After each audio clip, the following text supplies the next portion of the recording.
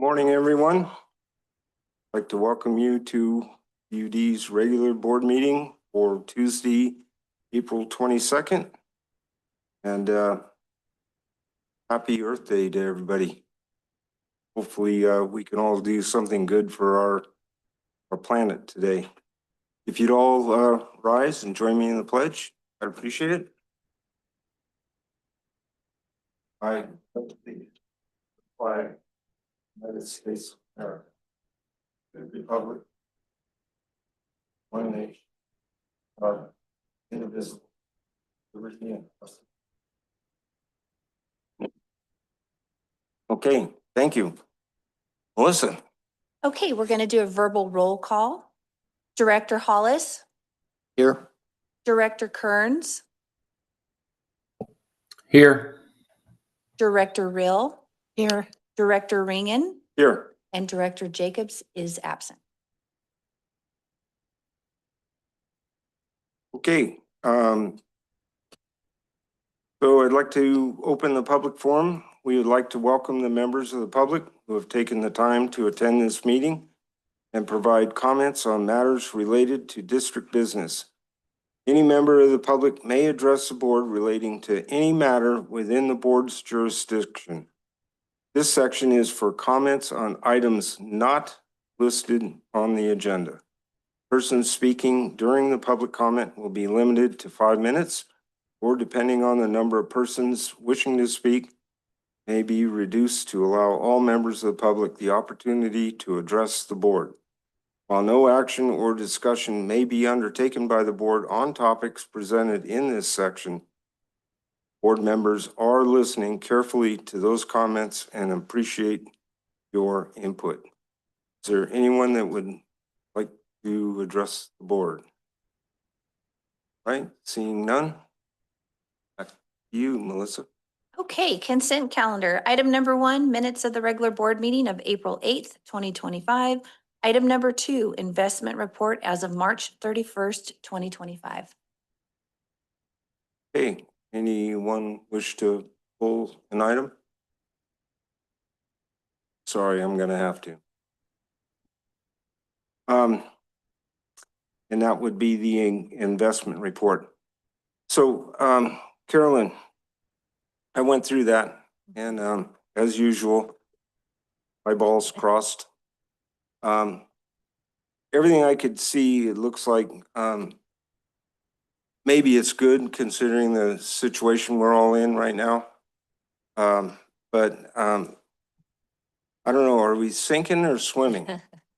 Well, it's funny you should ask. I was actually going to have our investment company report this month.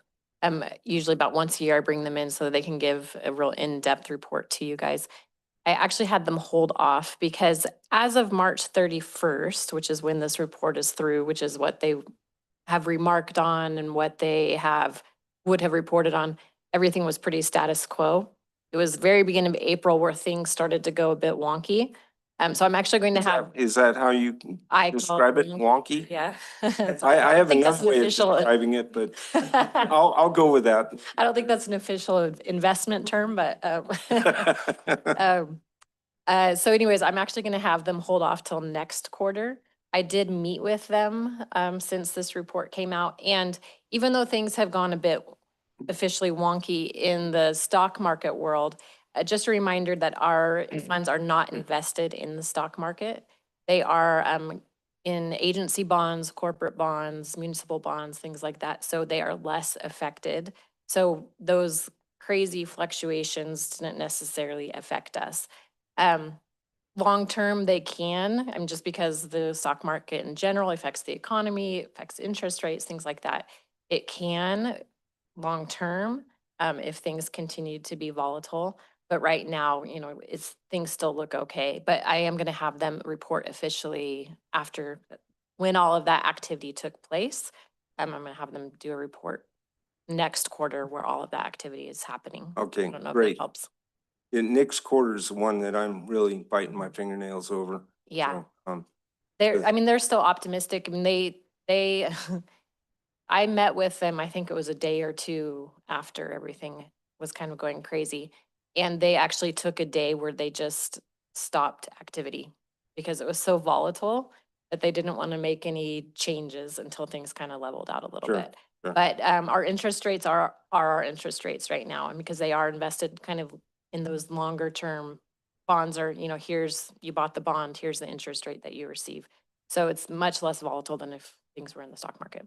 Okay, well, thank you very much for that. I kind of knew that you were going to give us a report like that, but because I didn't see you come in with your hair on fire, but at any rate, that's good news. We'll cross our fingers that next month remains the same or better. So thank you for that. Anyone else? No? Anyone from the public have anything to say? No? Yeah, if you don't mind, go to the podium.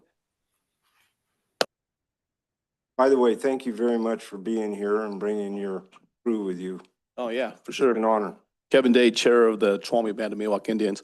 What investment company do you guys use? Yeah, so we have our money invested in two different places. One is LAIF, which is a local agency investment fund, which is the state essentially does all of the work for lots of special districts, states, counties, things like that. Right. County, cities, sorry.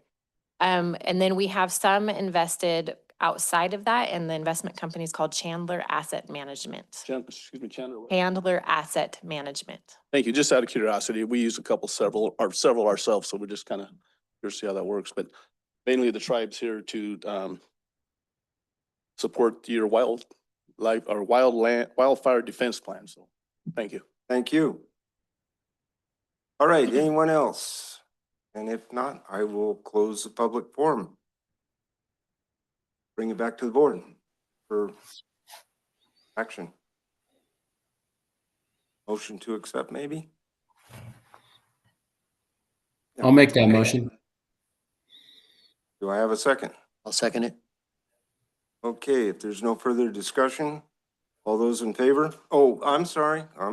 Purple. That's right, we got the Zoom man. All right. Okay. Director Hollis, Aye. Director Kearns, Aye. Director Rill, Aye. Director Ringen, Yes, passes 4-0. okay, now, Melissa. Okay, regular business, item number 3. Consider adopting a resolution to approve the Tuolumne Utilities District Wildfire Defense Plan. Good morning, members of the board, members of the public. Rick Lind is here with EN2 to provide a summary presentation on the wildfire defense plan and fire water draft points. And I'll let him decide on with questions during, before, or after, anything like that. And I believe CBI is on or going to be on, correct? So here's Rick Lind.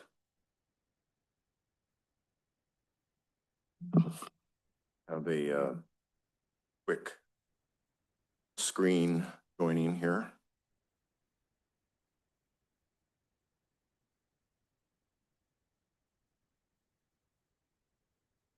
I'll fill some dead space here.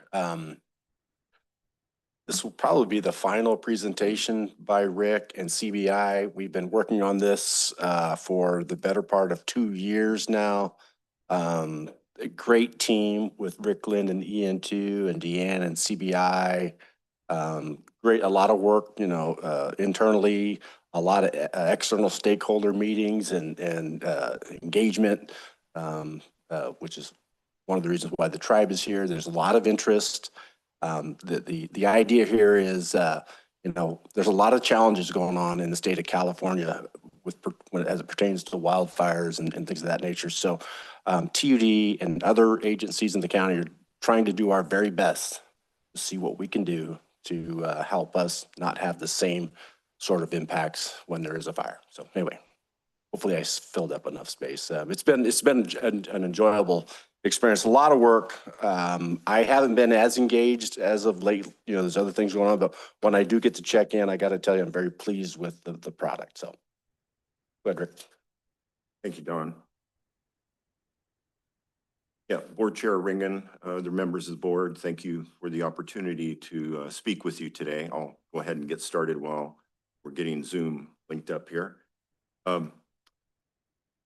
As introduced, my name is Rick Lind. I'm the president of EN2 Resources, which is located in Placerville, California. We are a water, energy, and environmental consulting firm, which together with another firm, Conservation Biology Institute, which was mentioned a minute ago by Eric, worked with the TUD staff and management to put together this wildfire defense plan. And I think we're almost there with the joining. Okay. Like we're good now. Everybody can see that? Right, very good. What I'd like to do today is go over some basics regarding the plan development. The funding for the plan came from a U.S. Forest Service grant that was issued about a year and a half ago. We applied for it about 2 years ago. And we were very fortunate with community support to be able to get the funding to proceed with development of the plan. With me here today, but online, is Deanne DiPietro, who is representing Conservation Biology Institute, and I'll be sharing some of their work products today as well. Feel free to interrupt me if you'd like with any questions as we go through. I have divided my presentation into these 4 groups, or these 4 sections that you see here. Just a couple of slides to begin with, talking about the background on the grant and what its purpose is. And then the next 2 items are really the substance of what we have been doing over the last 2 years, which is to develop 2 plans. The first one, a wildfire risk mitigation plan, and the second, a fire water draft points plan, which I'm going to get into some of the details for all of those. Now, after I complete a description of those plans, I'm going to bring up a slide that kind of suggests what the next steps might be should the board decide that it wants to approve or adopt the plans. So the U.S. Forest Service Wildfire Defense Grant basically was these 5 tasks that you see here. Some of the typical tasks of stakeholder and community engagement that you see there at task 1. Then we had a lot of mapping analysis, both by EN2, but more so particularly by CBI, where they took a lot of existing databases from CAL FIRE and other organizations, the county, for example, and really applied their analyses to identify where are the biggest wildfire risks within our study area. The second major plan that you see there, the Wildfire Protection Draft Points Plan, we had it identified under that title in our grant, but we have since changed the title, Fire Water Draft Points Plan, which I think is more consistent with some of the past discussions on that topic. So you'll hear me refer to it as Fire Water Draft Points Plan. This map shows the focus area or the study area, which was analyzed and field reviewed by CBI and EN2 as we were developing those 2 plans, which again together make up the Wildfire Defense Plan as we're calling it. You think about it, the Wildfire Risk Mitigation Plan, that first plan, is all about advanced planning. But where do we want to try to focus future efforts to try to reduce the risks of a major wildfire?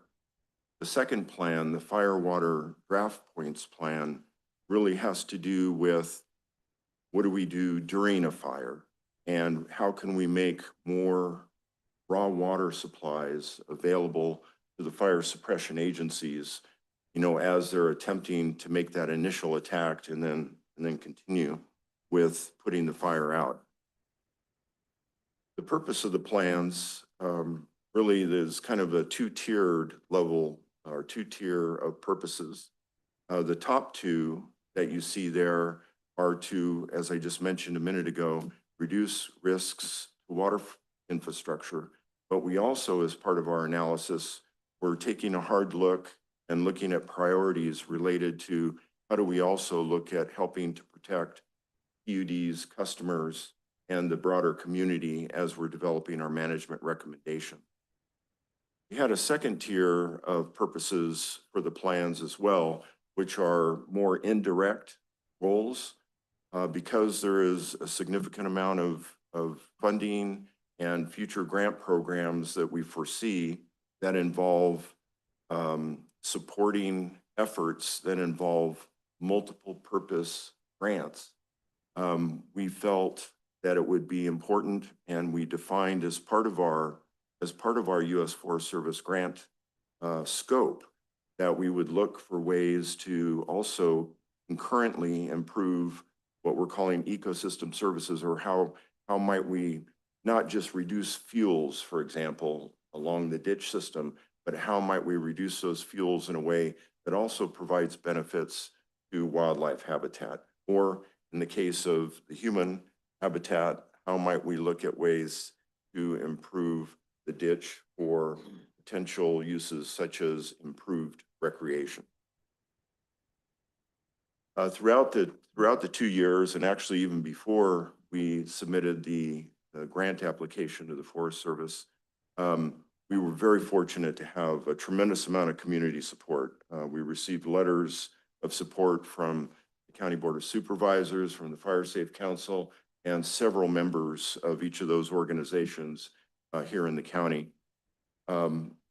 During the development of the plans, we met with these three entities in particular multiple times, I think up to 6 or 8 times with the CAL FIRE and fire chiefs out in the field, looking at some of the specific fire water draft points, getting their input on what makes sense where to try to improve that availability of raw water for fighting, you know, a major wildfire event.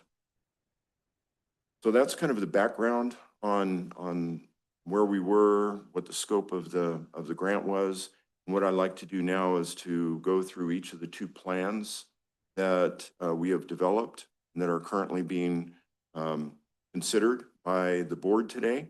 And I'm going to start with the wildfire risk mitigation plan, which I mentioned was primarily led by Conservation Biology Institute.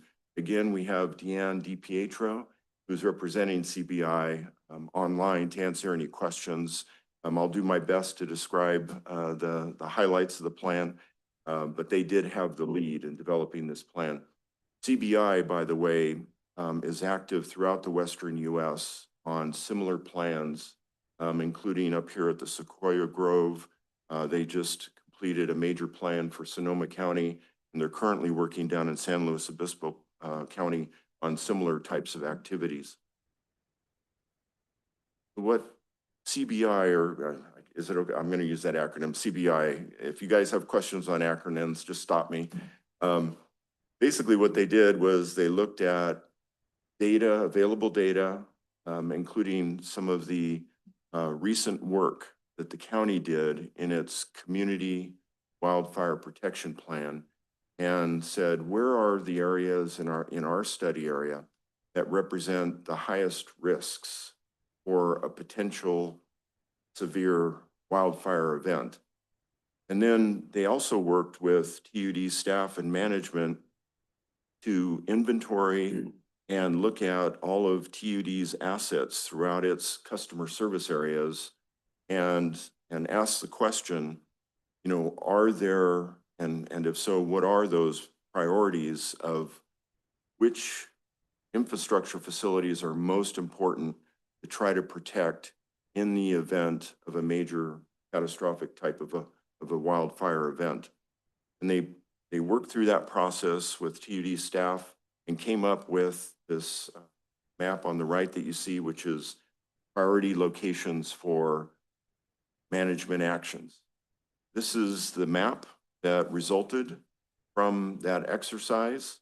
And you can see here that the map displays priorities from the highest priority, or priority 1, P1, as you see in the legend, which are the darkest red, on the map to E8 that you see, which are the not necessarily less important, but in terms of priority for TUD to be able to keep its water system flowing during a major event, you know, what are those priorities? They then took those priorities and further subdivided them down into specific, what they call project areas for each of those priorities. Each of these projects that you see here represent either singly or maybe in a collective effort, opportunities to submit applications for future grants to implement those management actions that CBI has recommended in its plan. So the plan that they have developed went out for public review here recently, and one of the important elements of that plan is what they're calling their data basin or database that they developed for TUD, which will also be shared with the county.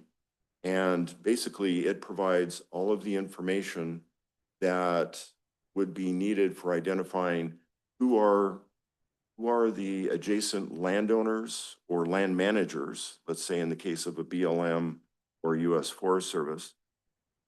Where are the TUD facilities, water facilities that are at risk in each of these areas? What are the vegetation types that are in each of these in each of these areas? And what might make sense for trying to develop these project-specific applications in the future to reduce the wildfire risks in each of these areas. I'm going to pause there and ask if anyone has any questions on the wildfire risk mitigation plan before I move on to the fire water draft points plan. Do you have a question? We want to get hard copies of this thing too. Yes. Okay. Any other question? Now I'm assuming as these folks and you put this together that it was taken into consideration that once a fire gets started, a substantial one, that the vegetation part of it usually becomes secondary if it gets into the WUI, and standing fuel becomes the homes. So this is set up to try and minimize any sort of wildfire getting into WUI and making sure that the standing fuel doesn't become our homes. Yes, relative to the locations of TUD's assets or its infrastructure facilities. So basically, we've looked at these areas, identified recommended actions to reduce the risks of a major wildfire occurring through these areas, or alternatively, or I should say, or in addition, being able to reduce the severity of that wildfire in the vicinity of TUD's facilities. But we've also looked at the adjacent areas, adjacent to TUD's facilities, which would include homes or subdivisions and so on. And what we've recommended, and actually what we've also seen recommended by, for example, Fire Safe Council, is that TUD consider future projects in these high-risk areas with communities, with the homes becoming, right, the fuel. Consider working with them and possibly the county to have a joint effort that would not just look at, for example, a narrow band of 100 feet, say, adjacent to a ditch, but that would look out beyond that ditch, say 300 feet, where you may be able to improve not only TUD's protection, but also the homeowners and the landowners who are responsible for those adjacent areas. So Ron, I'm not sure Director Ringen, if I've answered your question on that? Yeah, pretty much. I think, I'm hoping that this maybe doesn't have right now, but I hope it does. But if not, then in the future that it will have some sort of,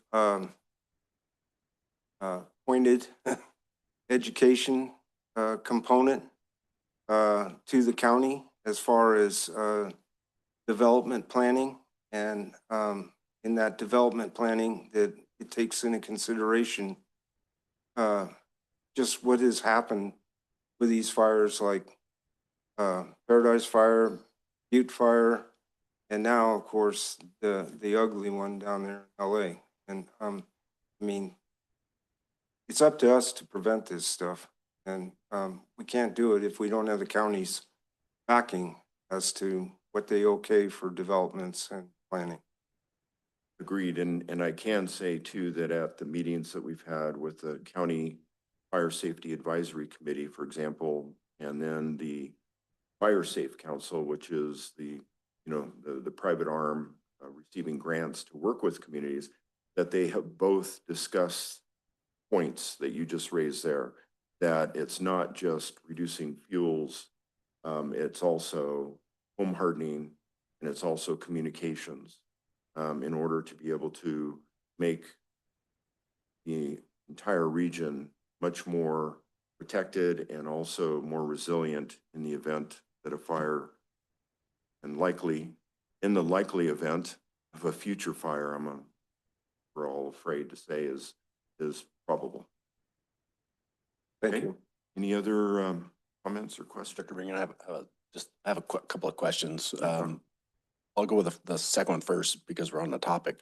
But and I don't know if you're going to get into it a little bit, but here on slide 11, these priority areas, for the general public, what you're seeing in their area is where our raw water supply is. These are our 14 named raw water ditches, right?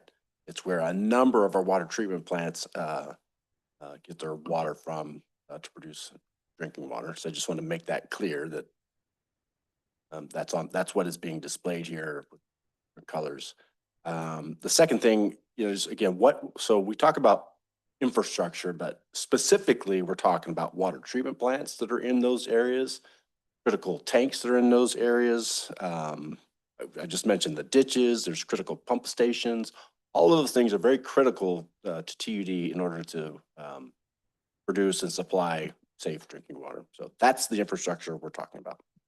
Then my first question was this: the other work that CBI has undergone and is undergoing, are they pre-fire or post-fire, or some of both? Some of both, and maybe if I could offer, if Deanne is on, I can't tell if she is online. She may want to respond for you that question, Don. Deanne, are you Yes, I'm there? here. Thank you, Don. Well, this is focused on reducing risk, and so is primarily concerned with pre-fire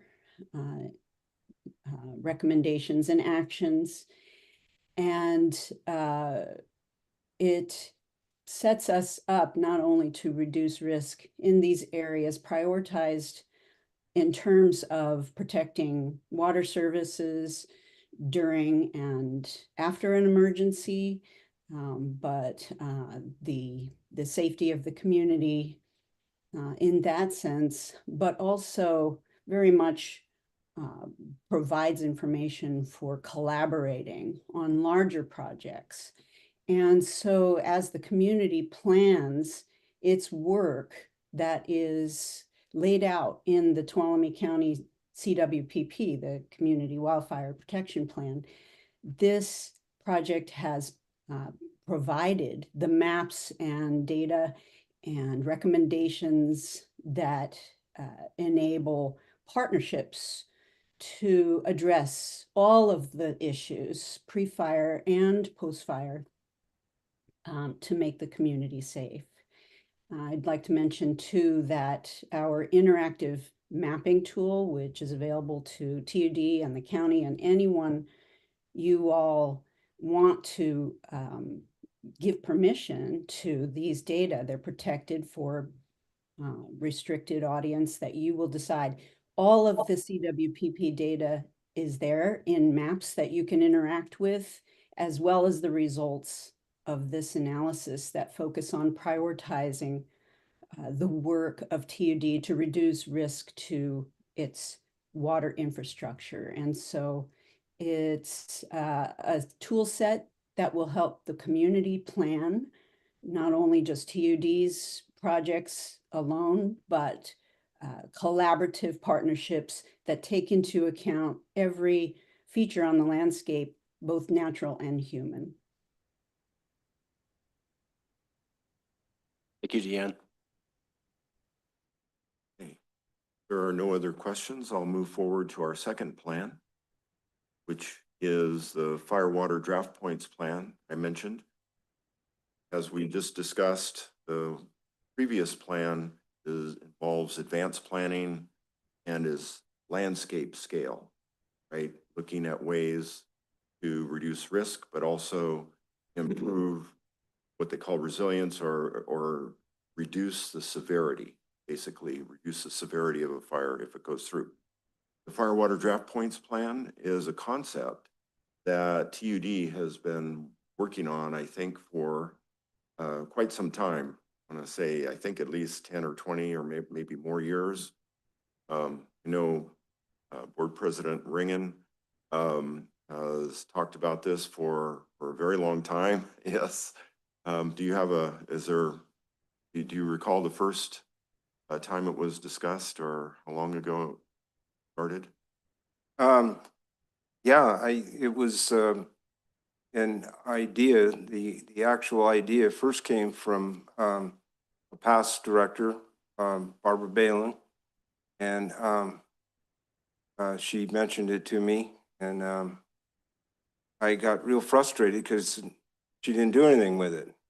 So the very first action that was taken was I actually visited the CAL FIRE firehouse up in Twain Harte and just walked in and asked the firemen on duty, what do you guys need if you need water out in the, and so I took down a whole bunch of information that they felt that they needed in order to get their tanker trucks filled back up and that sort of thing. I just kind of got a basics of it and just ran with it from there. I've been only pushing it for about 12 years.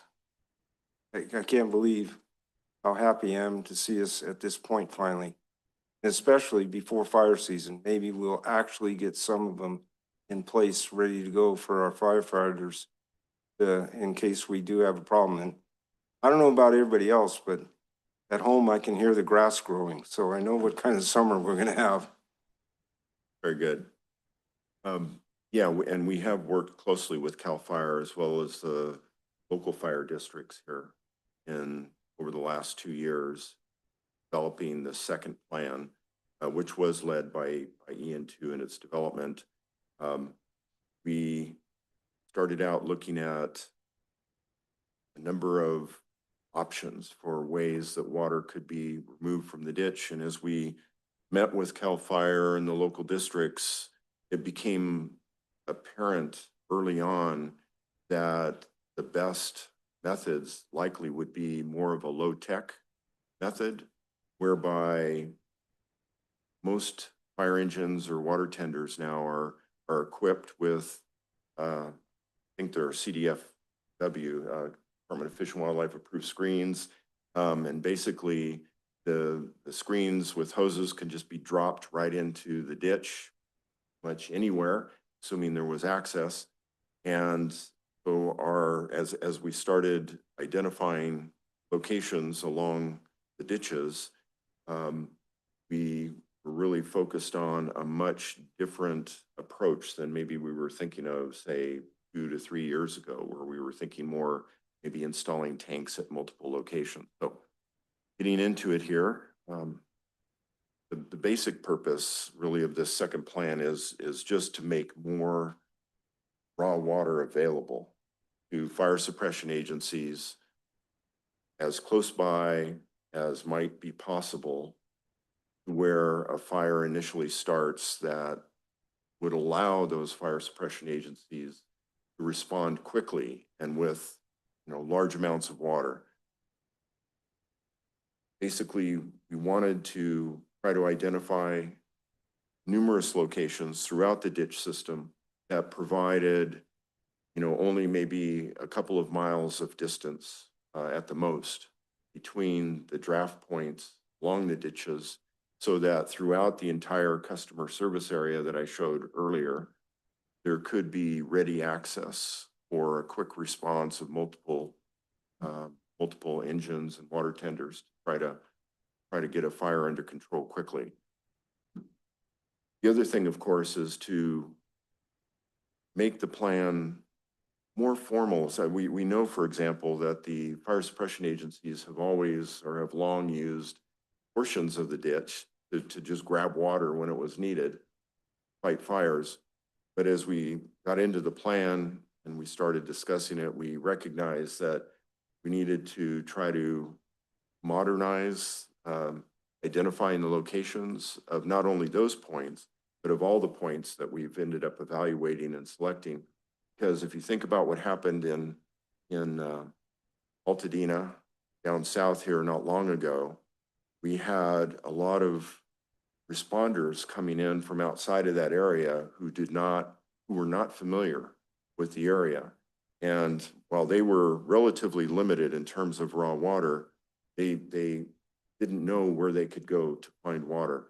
With this plan, basically we've GPSed all of the proposed locations for the raw water draft points, and they are going to be made available electronically to responders so that when a commander is in charge of a fire response, even to outside entities that are unfamiliar with the area, they can be provided those GPS points to go to specific locations along the ditch system and get the water they need to be able to fight the fires. In our plan, we ended up identifying and field reviewing these 49 sites total along the entire ditch system. There are different types of draft points, as we're calling them, including just the open ditch where they could just drop the screen and the hose, as I described earlier. There are also locations where TUD historically has installed gravity-fed raw water hydrants, for example. And in this plan, we've identified some additional locations for those.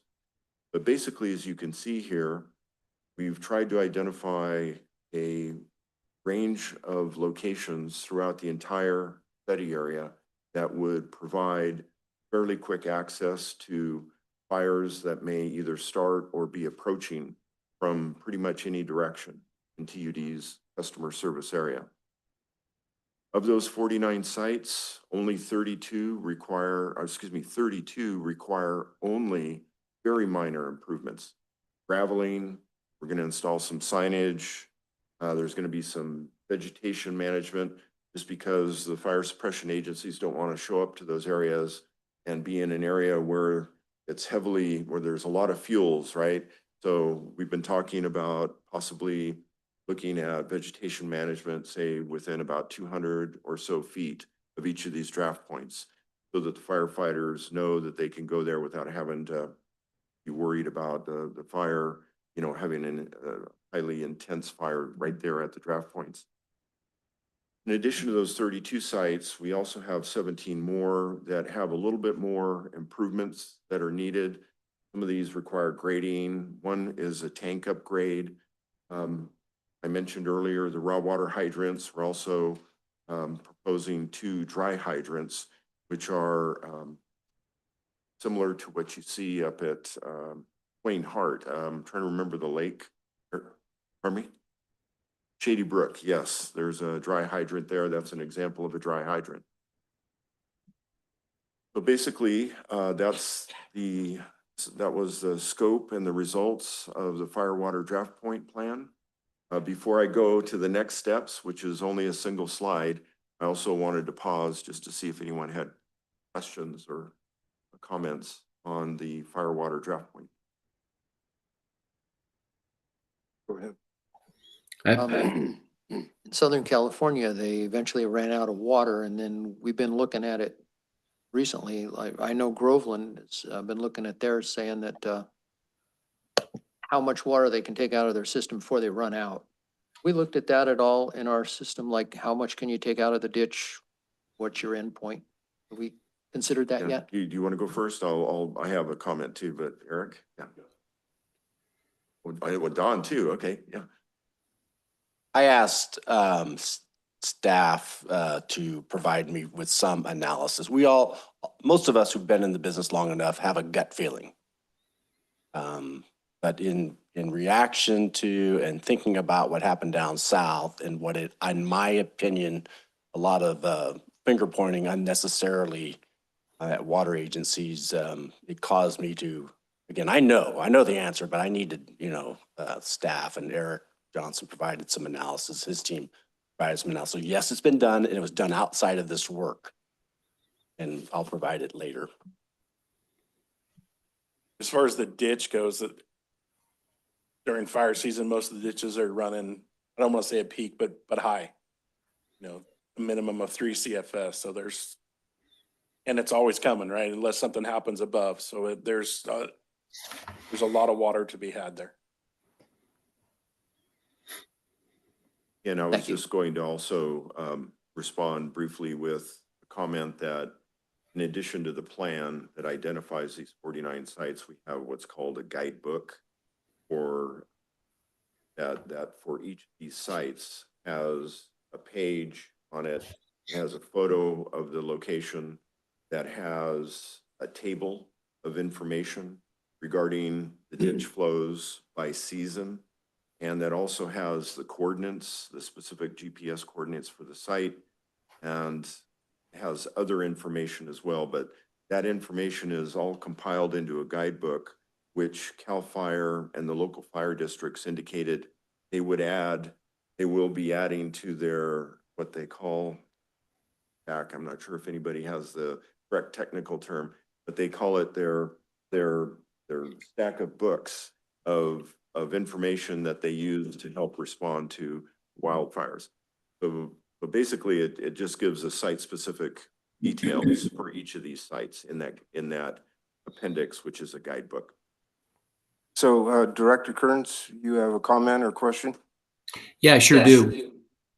Am I correct in assuming that there's nothing in this plan other than actually fighting a fire during a fire? There's nothing in here that would impact the delivery to any downstream raw water user or any other ditch water user, correct? I don't believe so. Okay. And I'd like to add that, and Eric can back this up, that it's a matter of just minutes to turn the flow up to the ditch also. So if we were draining it quickly, that the flow could be turned up. I think we've seen within a half an hour, we could increase flows. Okay, thank you. Anyone else? How about from the public? If not, I'll turn it back to you. Thank you, Director Riggin. Okay. So all we have left is next steps for my presentation. And if the board does consider approving these two plans, which make up together that wildfire defense plan, right now we're recommending these 3 general next steps, which of course would be fleshed out depending on board direction and staff and management direction. But we would first recommend that these plans, if they are approved, be provided to the county, and that these plans become an appendix to the Community Wildfire Protection Plan. Again, going back to the future grants that are coming through the pipeline right now, actually as we speak, through the climate bond in particular. These these grant programs are looking for areas where there has been community collaboration and agreement on what should be the priorities and how they should work together, how the stakeholders, the community should work together to make their region or their community area more protected and also more resilient to future wildfire.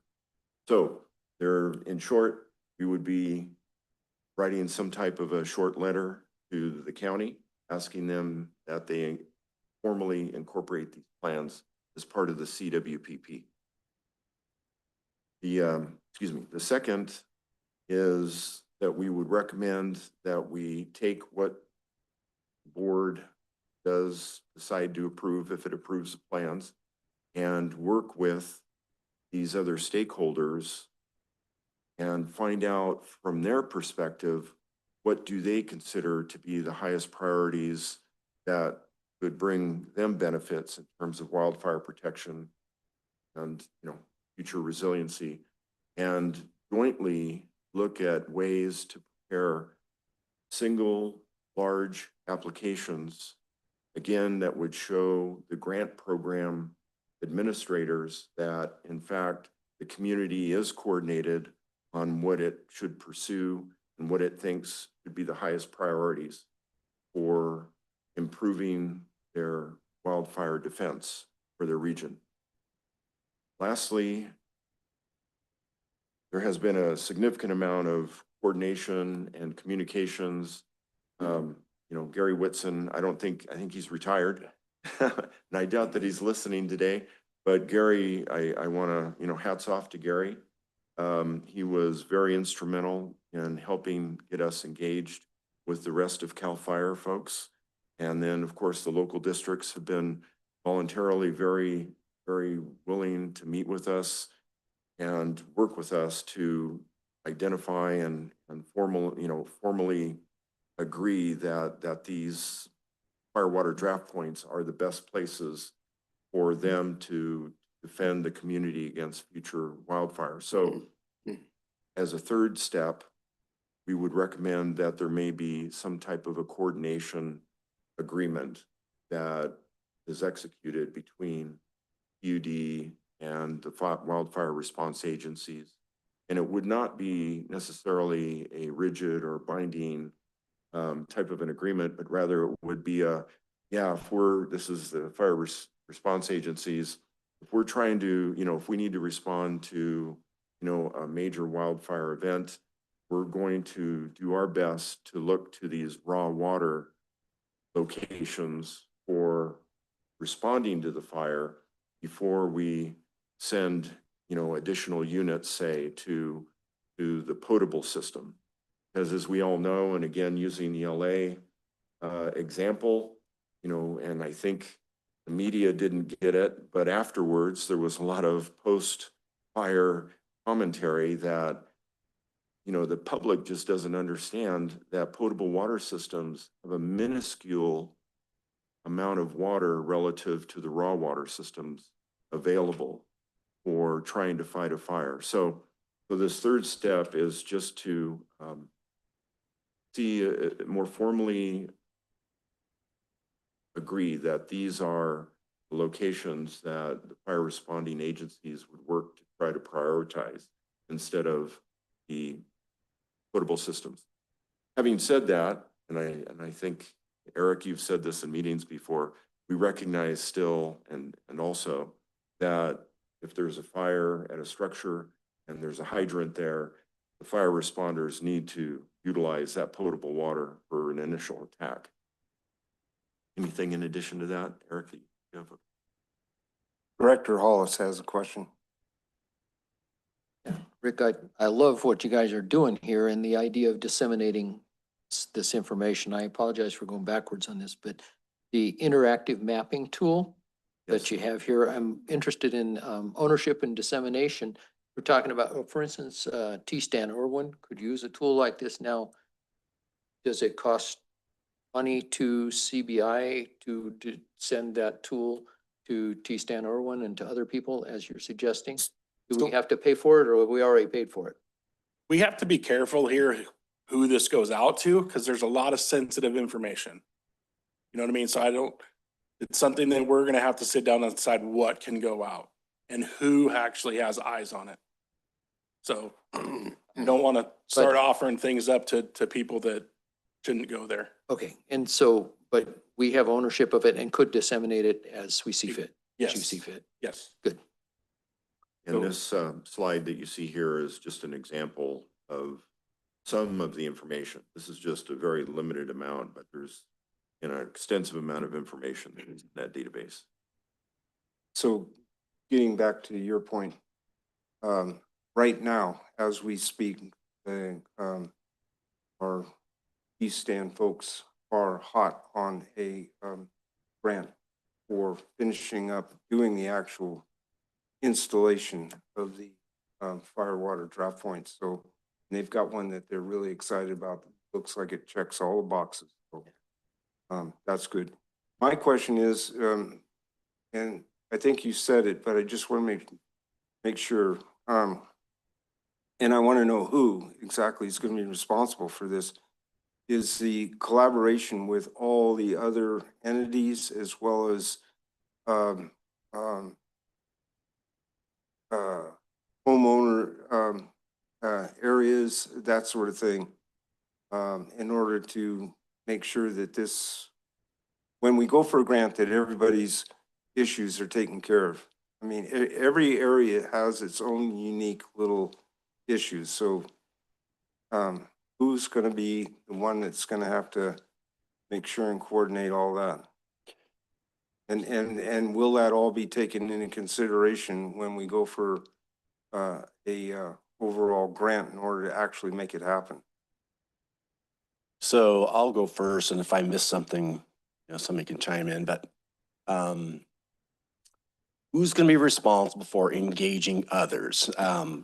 I asked, for instance, the tribe, the Trolley Band, to show up today because they have always been a partner of TUD's for a myriad of things. This is an opportunity that I see in the future that we can really engage with the tribe to help us further once we receive some grant funds. They all, not to put you guys on the spot, but you guys received a grant fund a couple of years ago to put together community crews, hand crews, am I correct? Something along those lines? Yeah. Yeah, but just before though, that'd be great if you can, but you don't want to put you on the spot. So anyway, I envision some opportunities there. The other thing is, TUD, we need to be intentional. If this is, we just invested quite a bit of money and staff time. And so we need, if this is something that you're going to adopt, and I'm sure you are, we need to be intentional to further it. But I wanted, Jesse's online and I know he's chomping at the bit, I think. We need to be very careful. Our ratepayers pay us to do two things: treat and deliver treated water and raw water, and collect and treat sewer water responsibly. That's what our mission is. So we gotta be very careful that we're not gonna just dive into fire suppression agency work as well. The way we can justify it, the way Don justifies is that we are all, besides being water and sewer providers, we are also in neighborhoods. We're in Ponderosa, we're in Cedar Ridge, we're in Crystal Falls, we're in we're in all of these high fire hazard areas. That's where our infrastructure is, and we need to be good neighbors. This is how I can tie our mission to provide those services by taking care of our facilities. And so I'm not sure if that fully answered your question, but we definitely will be intentional in engaging other agencies, the county and other fire suppression agencies and other firewise communities and things of that nature. Yeah, no, I totally understand. And that's why, as we've pushed for this, we've been very, very careful that, yeah, we do have some PUD time in it, which is cost the ratepayers, but it's for the ratepayers' protection. And for the facilities that are supplying the ratepayers. So really, I want to reiterate what you just said, is that TUD is not in the firefighting business at all. Matter of fact, we're even supposed to get paid for the water that comes out of those hydrants. But I don't think we've ever gotten a dime yet, as far as I know. But that is the county's job. That is the community service district's jobs and so on, not TUD's. But we're trying to be a good neighbor and do our part. And it looks like we've not only done our part, but a whole bunch more. But no, we're not in the firefighting business. President Ring and Jesse has his hand. Please go ahead, Jesse. Yeah, thank you. Thank you, Don, President Ring. And yeah, I reviewed this plan and I did, in fact, made a concerted effort to point out that as far as TUD's expenditures go on the plan like this, you need to tie those, TUD needs to tie those expenditures to TUD services. Does it benefit the services? Does it provide reliability for the services? And the further you get away from a direct benefit or a direct relationship with TUD services, the more tenuous the justification becomes. And so it's very important that, consulting with stakeholders, encouraging people, the county, to do more to fulfill their obligations, or agencies that may be more involved or more it's more within their charter to perform fire protection activities and maybe help them with their objectives or fulfilling their goals is fine. But TUD needs to be careful on where it spends its money, because it's, as Don pointed out, it is a water service and sewer service providing entity, and you need to tie it back to those services. Thank you. Thank you. Anyone else? Yeah, go ahead. And Rick, I was particularly pleased in the first presentation that you had involved so much the Fire Safe Council. They're a nonprofit, not costing us anything, and we do not, I understand it, we're not in the business of fighting fires, but this, it's good that they are, and they're in home hardening. And so it seems like it'll go a good direction on its own. Thank you. Yeah, I Anyone might else? just add that we did receive letters of support for the plans from both the Fire Safe Council as well as the county's Fire Safety Advisory Committee, actually the board of supervisors eventually. Then they weren't supporting all of the specific recommendations in the plans, but the letters came in during the public review period, and they were basically saying that, yes, we support the concepts and the topics that are presented in the plan. Okay, thank you. Anyone else? Back to you, Rick. Anything more? That concludes my presentation today. And Is there any questions from the board? Any questions or comments from our public? Yes, please.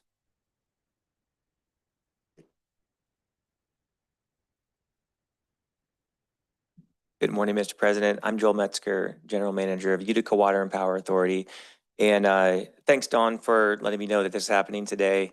I just want to thank TUD for its leadership in putting this together. I think that water agencies do have a responsibility to be a good partner with the other folks who are trying to protect our communities. And what we provide is absolutely critical to that. And with the changing conditions and the additional challenges we're seeing with wildfire behavior, we have to get better, we have to be bolder, and we have to get ahead of these fires. And I believe that in the foothills, we have the unique opportunity in these ditches and flumes and canals that are providing high flows that you just don't see everywhere. And so the fact that TUD has looked into how those can be fully utilized and made available to emergency responders is really admirable. And so I'm here to speak in support of these plans, adopting them, and working with the county to implement them. And I hope to see this be a model up and down the Sierra Nevada. I'd like to do something similar in Calaveras and see it up north as well. So thank you so much for your leadership today. Thank you for your comments. Anyone else? Okay, then with that, Director Ringen, I just want to give the tribe one more chance. You guys want to come up? You don't have to, but if. you Oh, want- yeah, that's right. They did have I'd somebody. love to that- hear. Like I said, they've been great partners and Yeah. I can envision another opportunity. Well, thank you, guys. I'm sorry I didn't introduce my staff earlier. Christina Cardier, our CAO, Donna Beasley, our P&D manager, Jeff Nussbaumer, our director of our CCC program we just started, and Louis Millis, our fire chief. We're here, like I said, we support the plan. We think it's something well needed in Tuolumne County. We want to offer our collaboration any way we can by utilizing some of our groups and our agencies that we have within. So thank you guys for this work. Appreciate it. Thank you, Kevin. Thank you. Thanks, everybody. Okay. With that, before Director Kearns, I don't want to leave you out. I keep forgetting to look for that hand. No, you caught it the first time and only time I put it up. So thank you, Ron. I had help, believe me. Okay, before I bring it, well, I'm bringing it back to the board for action, but before I do, I would ask the indulgence of my fellow board members to allow me to make the motion. This has been a 12-year unbelievable trek, and that's putting it lightly, in order to get this to this point. You cannot believe the hurdles that I had to get past in order to finally get this to PUD's point that the whole crew now has gotten us to. This is, in my opinion, historic for Tuolumne County and for all the inhabitants here. So, and I don't want to talk about the past. I want to talk about the future. This is awesome. This is protection. This is all for our community safety. And so with that, if I've got your indulgence, I would like to make the motion. I hope I get this right. I'd like to make a motion that TUD adopt resolution number 225. to approve, excuse me, the Tuolumne Utilities District Wildfire Defense Plan. I second it. Okay, is there any more conversation, questions from the public? If not, I'll bring it back to the board. And yes, Melissa, it will. Director Hollis, Aye. Director Kearns, Aye. Director Rill. Yes. Director Ringen, Yes, motion passes 4-0. yes. Thank you. Hey, Ron, can I say one quick thing? Sure. You know, I just want to congratulate you. These fire water draft points have been a big thing with you for a long time, and you've shepherded them along, and this is a major step toward that. So I just wanted to tell you congratulations on that. Thank you very much. But thank the community and thank all the people here at TUD for putting their backs to it. And Rick Lynn and gang. Okay, Melissa. Thank you, Deanne. Thank you, Rick. Hi, guys. Thank you. Thank you, Louis. You're so talkative anymore. Thanks, Joel. We'll talk.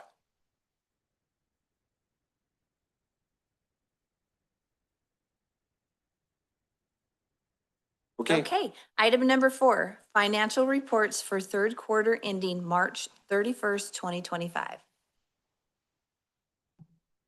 All right, great. That's me. Thank you. One moment, get the technology to work.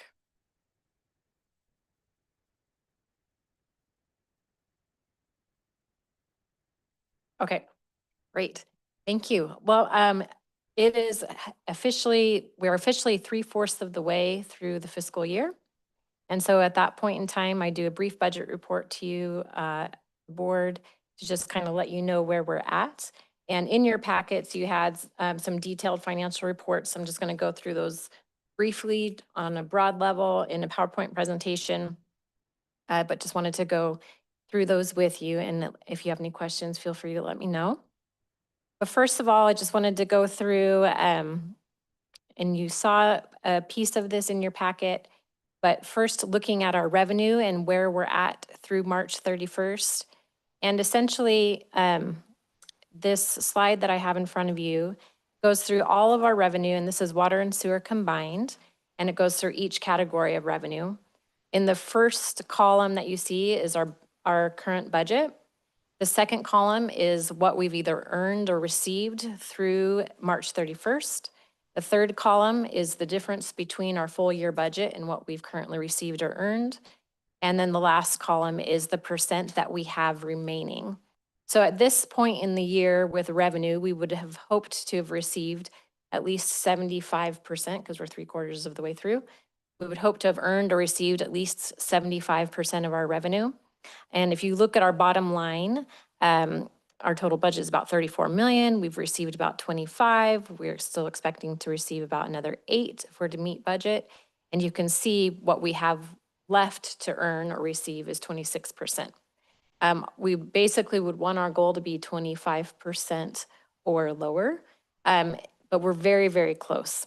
And just to go into the details of that a little bit, I just have this slide here that shows you basically our target for having received or earned revenue at this point in time is to need to receive at least 25% or less. And as I said, we've received 26. But to go into some of those details, our largest revenue source, which is our utility billing, we're at 24%. So we're right on target. They were actually a little bit better than target with that. The two areas where we're lagging a little bit behind is property tax and investment income, but that is specifically due to timing issues. So when it comes to those two things, we don't receive those in even monthly increments each month. So that skews our percentage. For example, property tax, we receive a big chunk in December and January, and then we also receive the last chunk in April. So that's why those percentages are lagging behind. As far as what I'm projecting, I'm still projecting that we're going to meet budget on that. And likewise with investment income, we don't receive, part of our investment income we do receive monthly. The biggest portion is from LAIF, which we receive quarterly. And it is in the same quarters that I report to you. However, we don't actually receive or know the dollar amount until after March 31st, even though it's applicable to the previous quarter. And so when the reports get prepared, we don't actually have that booked into our accounting system yet. So that also lags behind for that reason, just for timing issues. Since then, we know what we received in interest for that quarter from LAIF, which was about $200,000. And if I added that in now, we would be like at 79%. So we're still projecting to meet target there as well. So really on the revenue side, we're looking good, even though it shows that we're at 26%. Right now, it actually does look good because that percentage is skewed because of timing issues. So that's kind of how it's looking on the revenue side. And then moving on to expenses, same concepts here. This is water and sewer combined. On the left, you see all of our various categories, all of the columns, our current budget, what we have spent through March 31st, the difference between what we have spent and our budget, and the percent that we have remaining to spend. So with expenses, we would hope for our target to be that we have at least 25% of our budget or more left to spend. And so if you look at our bottom line, 23 budgeted, 15 million spent, about 7 million left to spend. We've basically have 32% of our budget remaining that we still have available for us to spend. So that's actually better than target right now, because it would be concerning if we only had 5%, let's put it that way, but we're at 32%. So overall, it looks very good. If you look again at our target, there are a couple areas that are a little bit below that target. For example, because we would want to be 25% or higher. Right now, chemicals and supplies, we're at 24%. And this is actually also a timing issue. The main category right now that's over budget is meters, but that's because we buy them up front. We bought them at the beginning of the year, so that skews that percentage. We're not buying even increments every month. And secondly, general and administrative, we have a large category in there, which is our property and liability insurance, which we also make a large payment upfront, so that skews our percentage. There is one area within general and admin that I'm suspecting will be over budget. I mentioned it in mid-year budget review, and that's credit card fees. It's still projecting that it's probably going to be over budget. There was a very high increase that they started charging us, plus more people are using credit cards, so both of those things combined will still probably put us a little over budget, but again, nothing too concerning where it's going to throw our whole budget, if that makes sense. Since then, I've also been able to renegotiate the credit card contract, and so they have dropped those fees a lot. But again, that only becomes applicable in April, so we can't go backwards with it, but it will be better for the future. So essentially, that's where we're at with expense. And then, and this is operating expenses, if you will. And then last but not least is CIP. I think you see this chart over and over, but this basically is a spreadsheet that shows all of our projects that have been budgeted for this year. The first three columns are combination of the budget for the year. The blue columns are what we have spent through March 31st. And then the last column there is showing what we still have remaining in those projects for the remainder of the year. Down at the bottom, it shows you that we've basically spent 3.5 million in CIP. Some of that is grant related, which we don't technically budget. So really rate related CIP projects, we've spent about 3 million at this point in the year.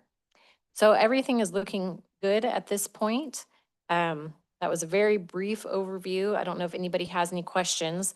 One of the things I did want to mention is that right now, and this was the same at mid-year, projections were looking good. Again, this was through March 31st.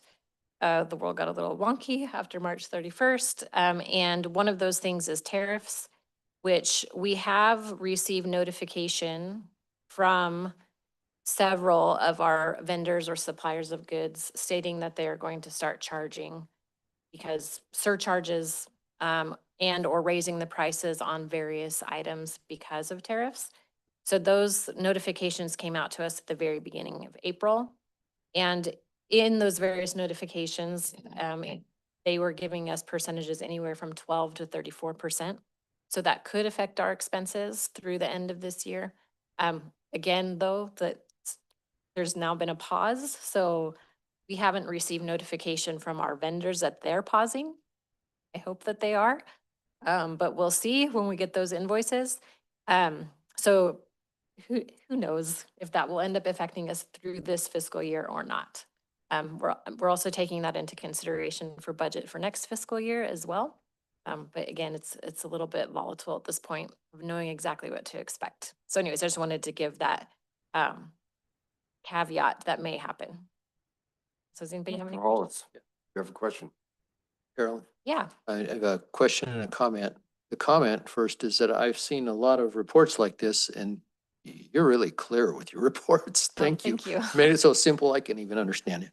And but the other question that I have is about the credit cards. Is that credit cards that we spend or people paying their bill with a People credit card? paying their bill with a Okay, credit thanks. card. So we absorb the fees associated with those. Yeah. Thanks. Any other questions? I can't see Dr. Kearns. No? Okay, I got a question.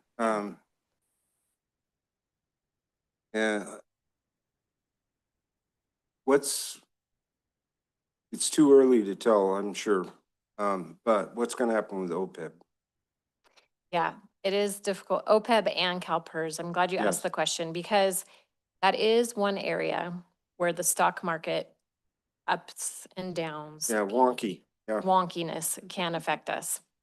And my hope, and CalPERS's hope as well, is that it becomes stabilized before June 30th.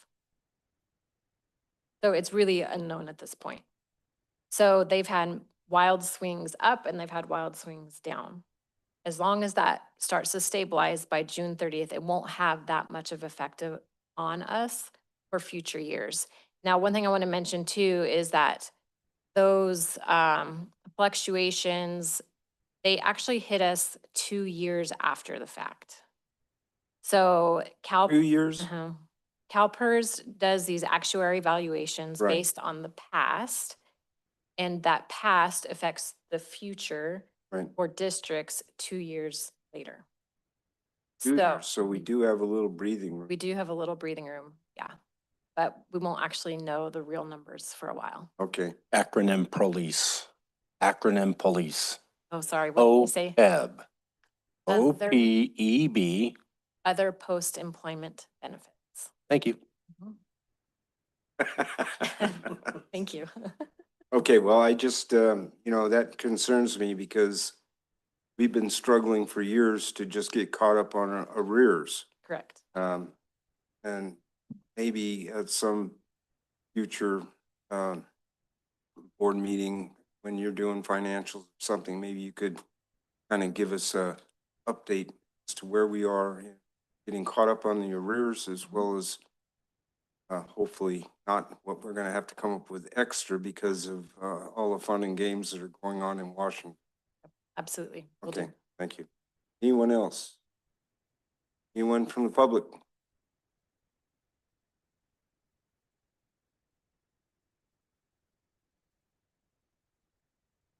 On your expense chart, what are interest expenses? The interest expenses is interest related to loans that we have out there for infrastructure projects that we've done in the past. Thank you. You're welcome. Okay, anyone else? No? Guess this is what, Motion accept to- and file? Okay. What I'm looking for. I move that we accept and file our financial report. I second it. There's no more conversation or questions? All those in favor? Oh, Nope. sorry. Jeff, Correct. come on back. Director Hollis, Aye. Director Kearns, Aye. Director Rill, Yes. Director Ringen, Yes. passes 4-0.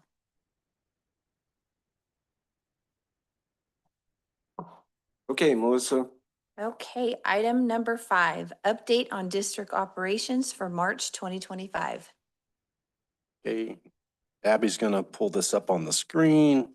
And I will be going through it, turning the pages. And you can either stop me during or after. I'll be brief, so you can stop me at any time if you want to discuss something in particular.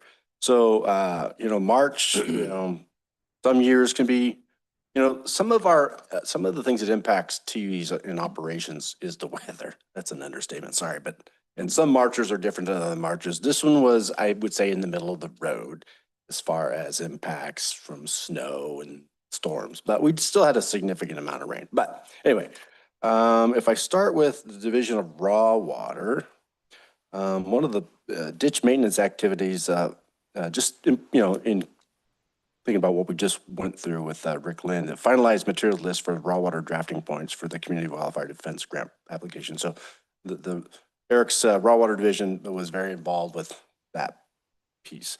Under raw water CIP, what's not highlighted, there's not a bullet point there, and I'm not sure why, but the Sullivan Creek crossing replacement is in progress. So there's a section of a large part of our water that would feed the entire city of Sonora and others downstream crosses Sullivan Creek via an old facility that's in jeopardy. And so we're making headway on that. Anyway, just know that that's there, and you'll see some more pictures. We're underway now, active construction of works being done, so you'll hear more about that in the future. And a couple of pictures of some of the work being performed. Water supply, nothing changes. We're doing decent as far as water supply goes. We'll probably have an average to maybe below average end of spill. I'm thinking, well, PG&E's thinking mid to late June. Oh, well, that's better than I thought. Yep. That's not so bad. End of spill. That's when we rely on stored water from Lions till we get to Labor Day. Okay, I'm on the water operations report here where I just look at the demand for the last couple of years, this year compared to last year, and I see it's down a little bit. That could be due to the weather, a bit cooler, less need for water. So nothing alarming there. Well, wait a minute. Don't mind? Mm-hmm. On Crystal Falls, I've noticed the last couple of reports, and this one, why is Crystal Falls higher this year than last year? Very, What's going on there? very observant. We took Cedar Ridge water treatment plant offline. And this says Crystal Falls is pumping up into Cedar Ridge. So it took that demand, Oh, but then it's also feeding down into lower Crystal Falls, Phoenix Lake, we took offline, Scenic View, we took offline. okay. Part of the big, Overall plan. the Yep. overall consolidation. Cool. I'm glad you asked. Progress. Yeah. I love it. For those of you who are sort of new to TUD, what we're doing here in the last few years is not normal, right? We are making headway in a lot of areas, and anyway, don't get used to this. In a few years, this has all been a lot of work. Let's see, I'm turning the page. Let's see, moving beyond the first page of the distribution team. Wait a minute. Uh-oh, I said first page. Back to the safety training.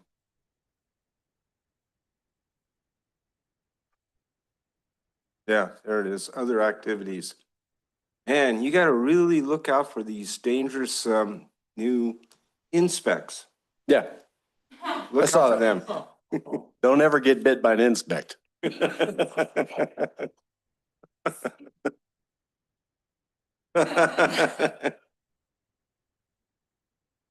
Very, very.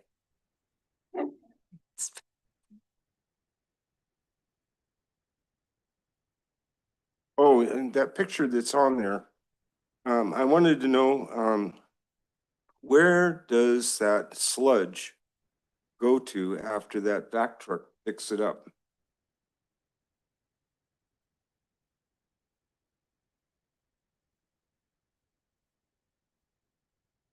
We have a number of places that we are able to dispose of this material on site and let it dry, and then we can move it other places.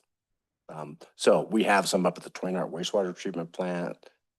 We used to have some down at regional, so we just find different spots. We let this water clear up, the heavy solids settle. Right. Clear water we reuse or send it to a regional sewer treatment plant. But yeah, we find a way to dispose of this. So yeah, and that's going to be an interesting point for us to go over with the new regional Sierra Pines Regional Facility. It will have its own solids handling management plan there. Yeah, well, I was wondering because I don't want to get into this, but it could be a touchy situation as to what might be in that. Right on. So we'll leave it at that. So I think I'm on the second page of the distribution page. Yeah, the next one here. I just, highlight, the top bullet there, the Mona Village tank replacement in progress. This was something that came upon us suddenly right in the middle of our 218 process, literally between meetings. It wasn't a problem, then it was a huge problem. And, the board put some faith in TUD, and we're delivering on our promise to take care of that tank. And it is now, the brand new tank is online. The 3 bad tanks, 2 of them are completely gone, and the 3rd tank is due for demolition. And I'm really happy to see that thing taken care of. I know Jeff's been monitoring it Jeff Kearns has been monitoring it pretty closely. Also, what I didn't see down here, I'm not sure why, but it's just some oversight. But I think it's important enough to note that in my notes that the Nine Sisters tank that the tribe who was just here, they applied for a grant. It's a shared resource. That tank is shared by the tribe and TUD. They went out for a grant, well over $1 million, I'm guessing, for the installation of that really 400,000 gallon tank. So it's online. Yeah, I believe that was in last month's OPS report. Okay. We've never listed it under our Yeah. CIP project. Yeah, I think you're right. But those pictures there, the next page, there's some pictures. There's the new Mono Village tank. As long as you're, on that page, it says, distribution department totals. I don't know why I have never asked this before, but when you talk in overtime, it says 28 TH, 4.5 DT. What is TH and D? Time and a half and double time. Okay, thank you. You're welcome. Construction and maintenance.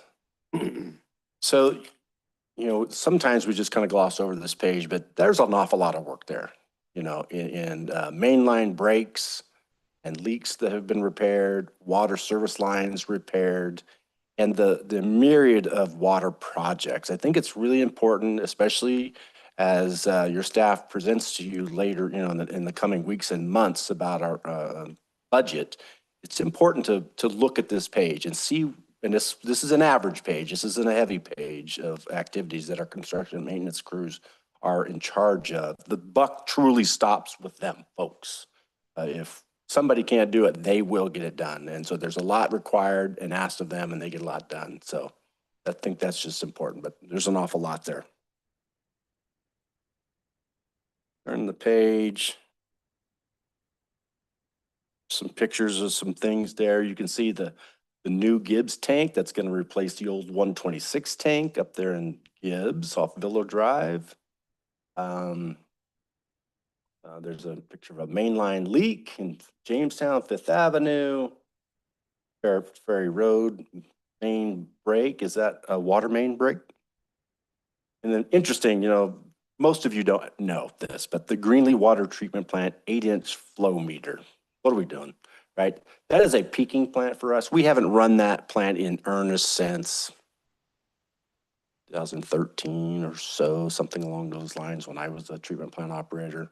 The demand is so low now. This demand was so high that we had to build that treatment plant, double that treatment plant, and now the demand is down so low we don't use it at all unless there's an emergency at the Sonora water treatment plant. Now, coming up in the next few months, 18 to 24 months, we're going to endeavor to rehab the clear well at the Sonora water treatment plant. It only has one clear well, which makes it very challenging. So this is going to be a key asset for us to maintain water service while we rehab that clear well. That's why they're working on it. Thank you very much. Turning the page, unless you guys have questions. Again, some more work that the construction crews are asked to do. They perform, you know, that little walking bridge over there versus just a plank of wood. Yeah. Turning the page. I've talked about this about last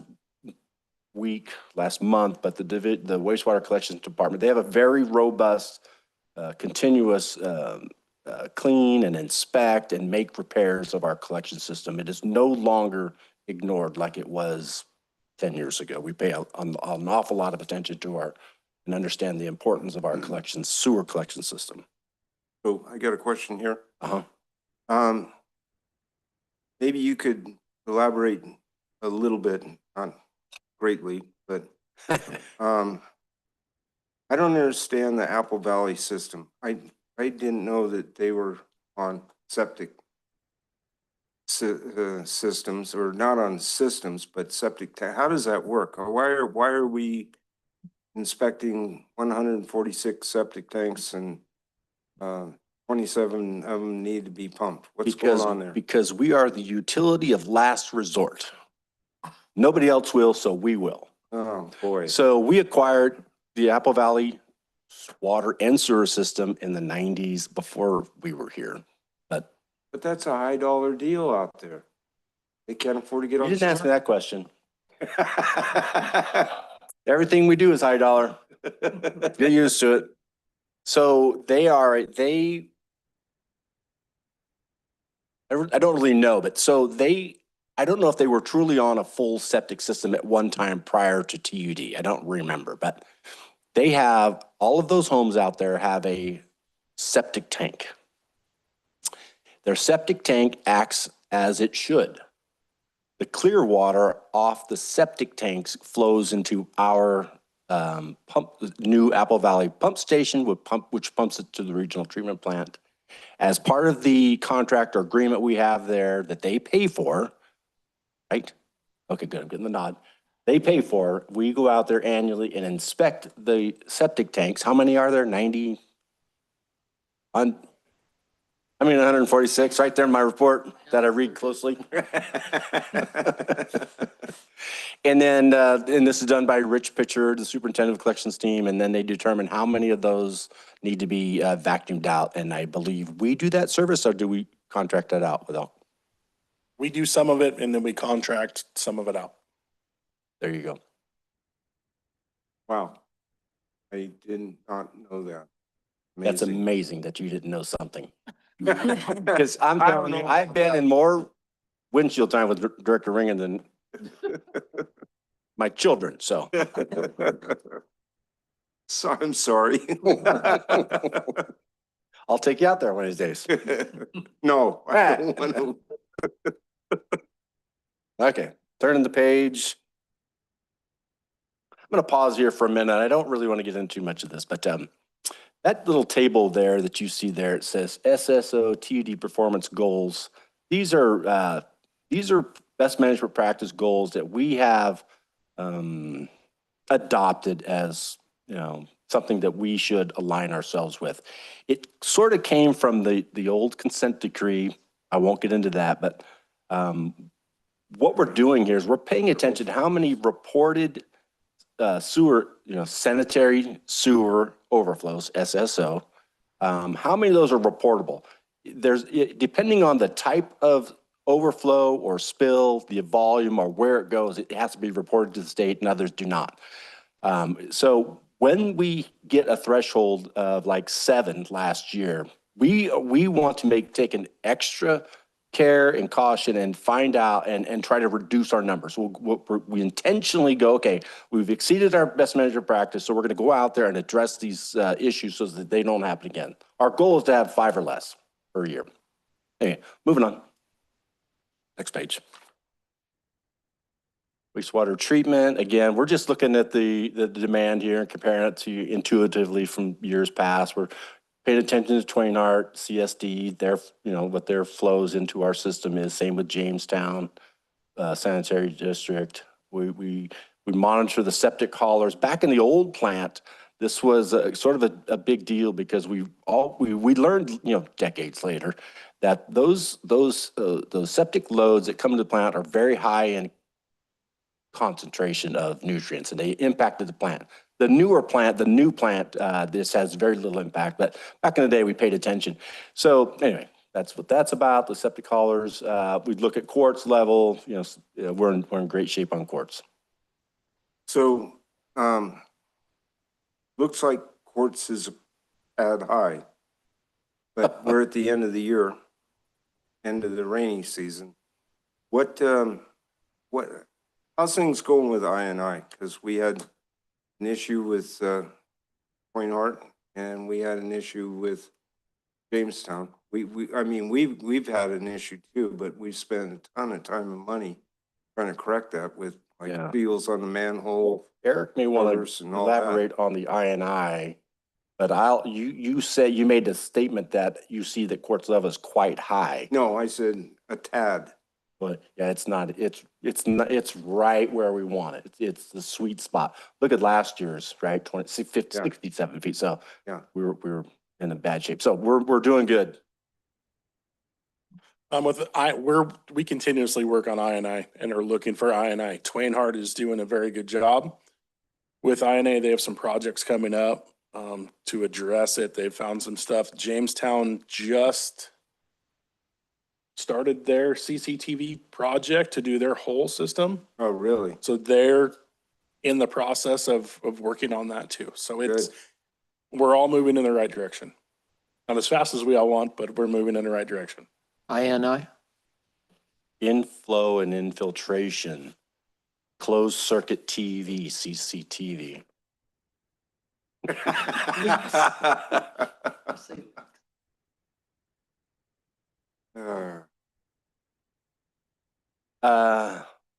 That's it for me.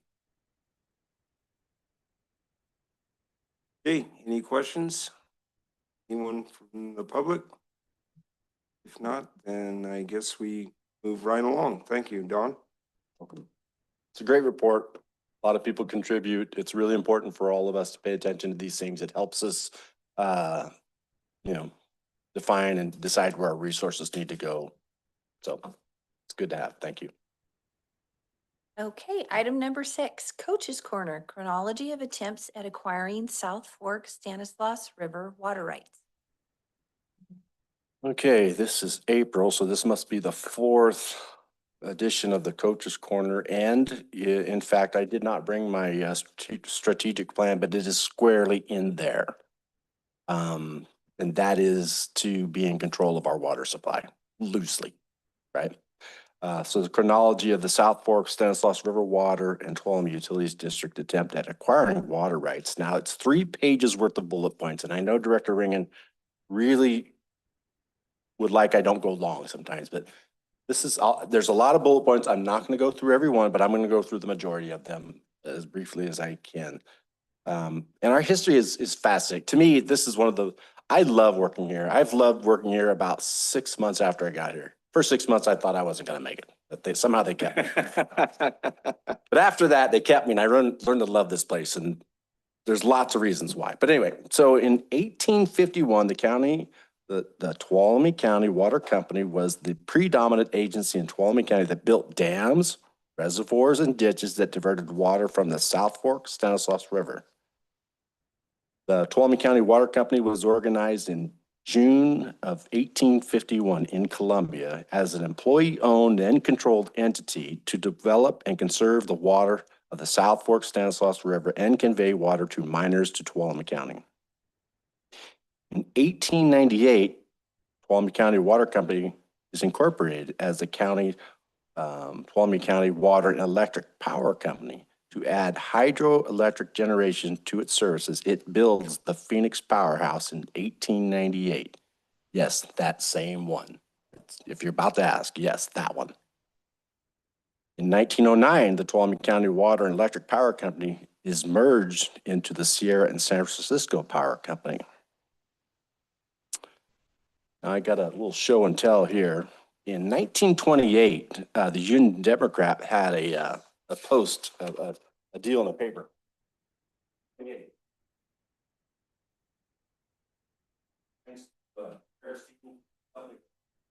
Pull this thing up.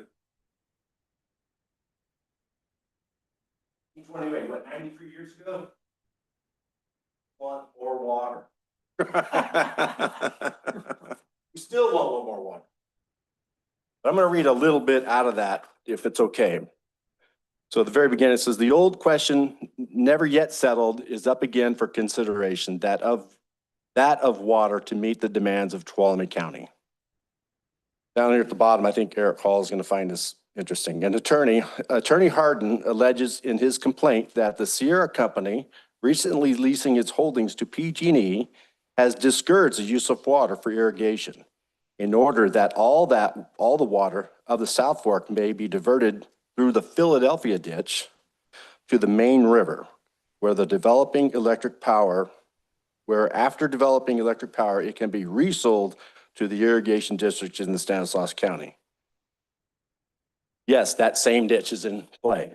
That Philadelphia ditch that they're talking about 93 years ago is still in play.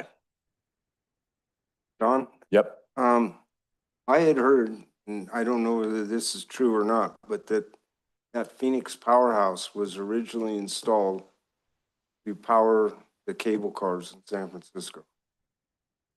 Is that true, or is that? I've heard the same thing. I've been told there's documentation on it, but I have not read it myself. I was wondering whether or not that was urban myth or whether it was for real. Right. Because it would be something if it's for real. Maybe we'll ask Emily. Emily's been doing a lot of research on the Phoenix Powerhouse for me, and maybe we'll add this to her list. Bob Slater, Ask Bob. for real.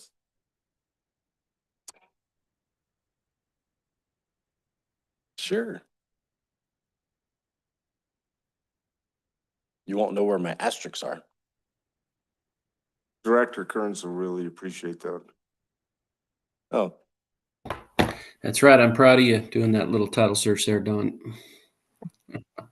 All right, well, I'm on the sixth bullet point. In 1927, PG&E purchased the assets from Sierra and San Francisco Power Company. In 1929, the Superior Court issues the Stanislaus River Decree. The decree confirms the Sierra and San Francisco Power Company, now PG&E, holds the following rights on the South Fork Stanislaus River: 52 cubic foot per second with a priority age of the year 1851, 5,200 acre feet of storage with the priority years of 1856 and 1897, and finally, 16,700 acre feet of storage within a priority of year 1911, all of which are pre-1914 water rights. And yes, those are still what we're trying to achieve. 1932, PG&E enlarges Lyons Reservoir to hold 5,500 acre feet. This required new water rights to store an additional 5,300 acre feet of water in the reservoir. From 1927 to 1983, for 56 years, PG&E utilizes the ditches and flumes originally constructed by the Tuolumne County Water Company to divert water from the South Fork Stanislaus River and deliver that water throughout Tuolumne County for various purposes. Show and tell number 2. In 1947, county residents formed Tuolumne County Water District number 2 that later became TRWD, one of our predecessors. Up in my wall, this is the newspaper article talking about the just above, overwhelmingly, that yeah, we want to form a water company. We need to get these rights, and we can't. The county can't have rights to water unless there's an agency, right? You can't just go to somebody. And for me, it's just interesting. Here we are all these many years later, hundreds of years later, but even in 1947, they put their selves together, Tuolumne County Water District number 2, in pursuit of water rights and storage. So here we are, all these years later, still in pursuit. I'm on number 15 now. 1981, TRWD, Tuolumne Regional Water District, files a competing application with FERC, Federal Energy Regulatory Commission, to acquire the Phoenix Project, FERC license from PG&E. TRWD's objective was to acquire the license and ultimately enlarge lines to store additional water. 17. In 1982, TRWD and USBR began to negotiate a contract under which USBR will sell TRWD 3,200 acre foot of water from New Maloney's. A contract was never signed because of the uncertainty of yields. Yes, the very contract we're still working on today. A lot. Number 20. On June 3rd of 1983, the County of Tuolumne enters into a contract with PG&E to purchase much of the Tuolumne ditch system from PG&E for $900,000. Under the contract, PG&E agrees to provide water to the county for free of charge. PG&E refuses to include water rights as part of the contract. Now in there it says the Tuolumne ditch system, but really what we purchased for $900,000 was the Tuolumne water system, which included not just the 14 named ditches, but the treated water system of Tuolumne, Sonora, and Jamestown. Now, we purchased for $1 million.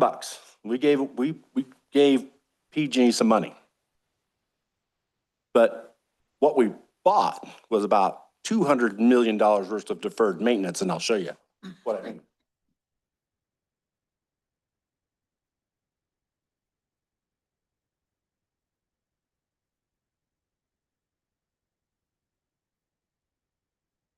Eric, did you install that? Did you install that? Oh, you should be proud. This is tying on. So we bought that. When we bought that system and most of that iron pipe, raw steel pipe was put in the ground 50 years before we bought it.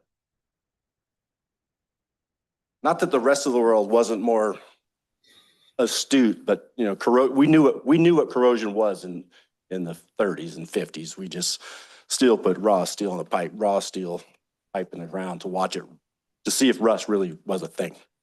That is all throughout the city of Sonora, right, Eric? Hundreds, not hundreds of miles, but miles and miles and miles at $300 a foot. Most of them have what, 3 or 4 clamps and a couple feet? All right. Number 23, in 1980s, TRWD attempts to negotiate a contract with the USBR for 5,000 acre feet. Again, no contract was ever executed. 24, TUD is formed in 1992 in response to a voter initiative requiring the consolidation of 2 local water systems, TRWD, previously Tuolumne County Water District Number 2, and the Tuolumne Water System, which the county just purchased in 1983. Do you know who instigated that, initiative?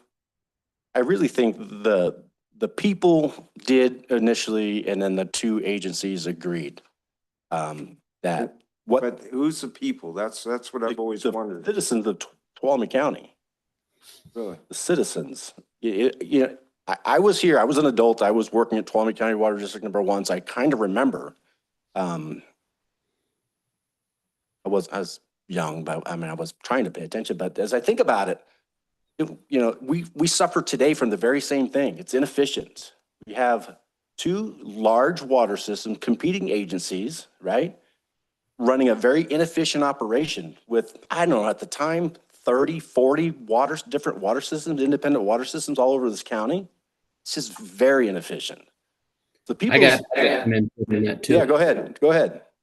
Yeah, the county, the Board of Supervisors were chomping at the bit to get a hold of that PG&E water system back then.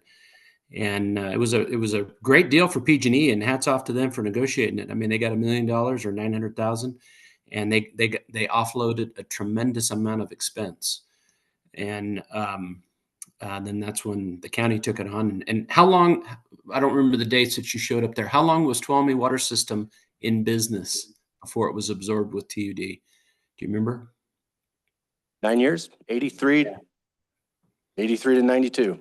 There you go. So yeah, it took the county 9 years to figure out that it wasn't the big moneymaker they thought it was going to be. So yeah, TRWD sued the county at the time, thinking they shouldn't have purchased the system, which they were, whatever. It's old news. I don't want to make bad blood here, but yeah, FERC was all over PG&E to fix those ditches. The ditches were a major problem to pipe them. And so PG wanted out from underneath the water. They didn't want the water system anymore, and they certainly didn't want to spend all that money on them ditches. So they found a willing buyer.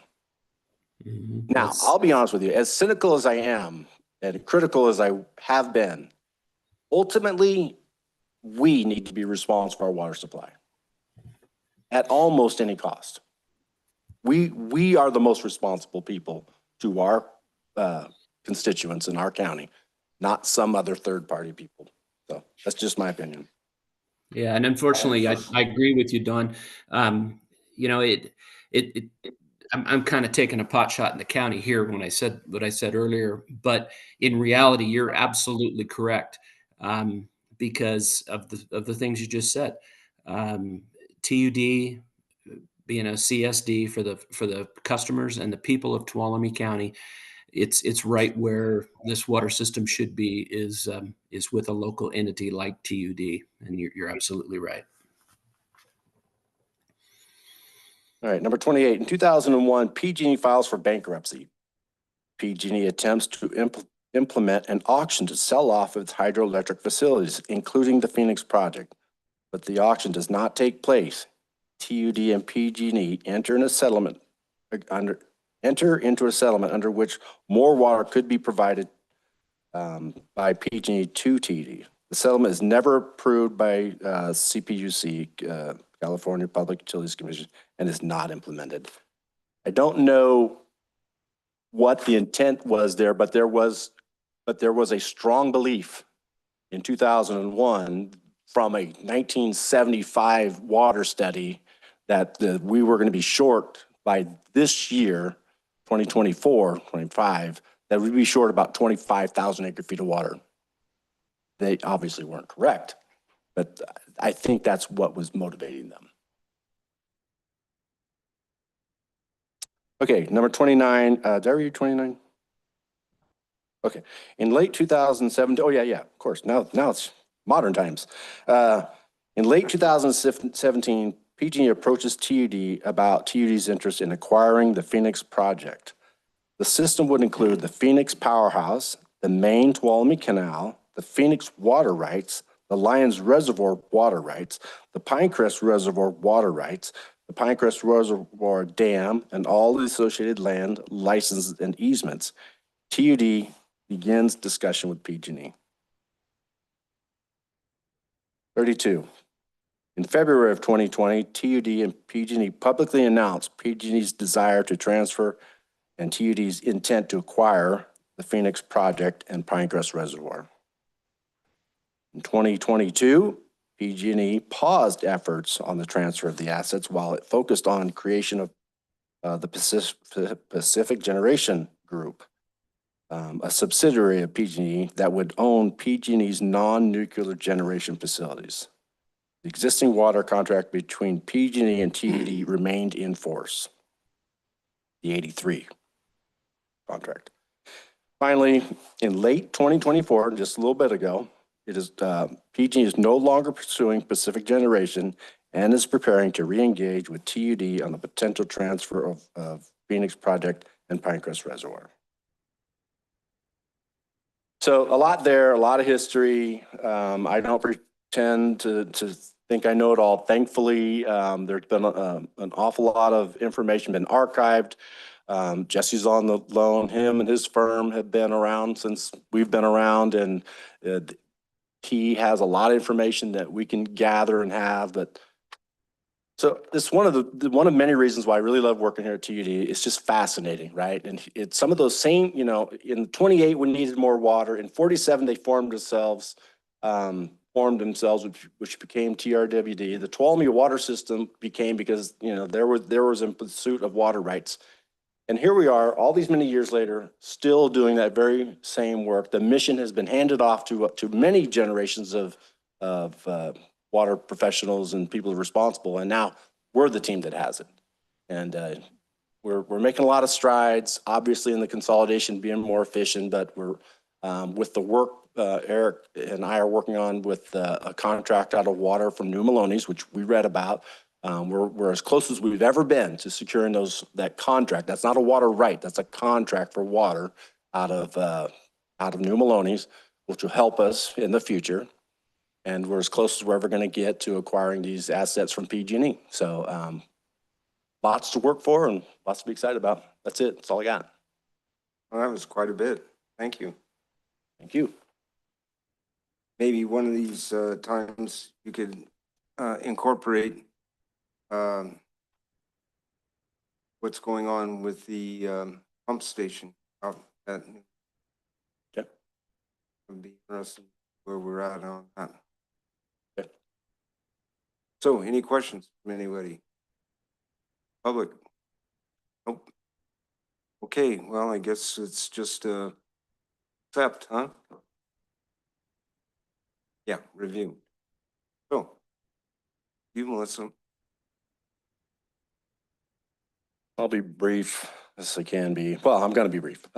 Last week, Director Ringen and I and Eric Hall and Abby and Emily met with Assemblyman David Tangipaw's staff as an introduction meeting with them to let the Assemblyman know who TUD is, what we're about, and what we strive to do, and how him and his staff can help us.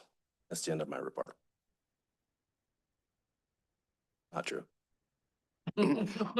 He's so busy, it's really, really hard to keep up.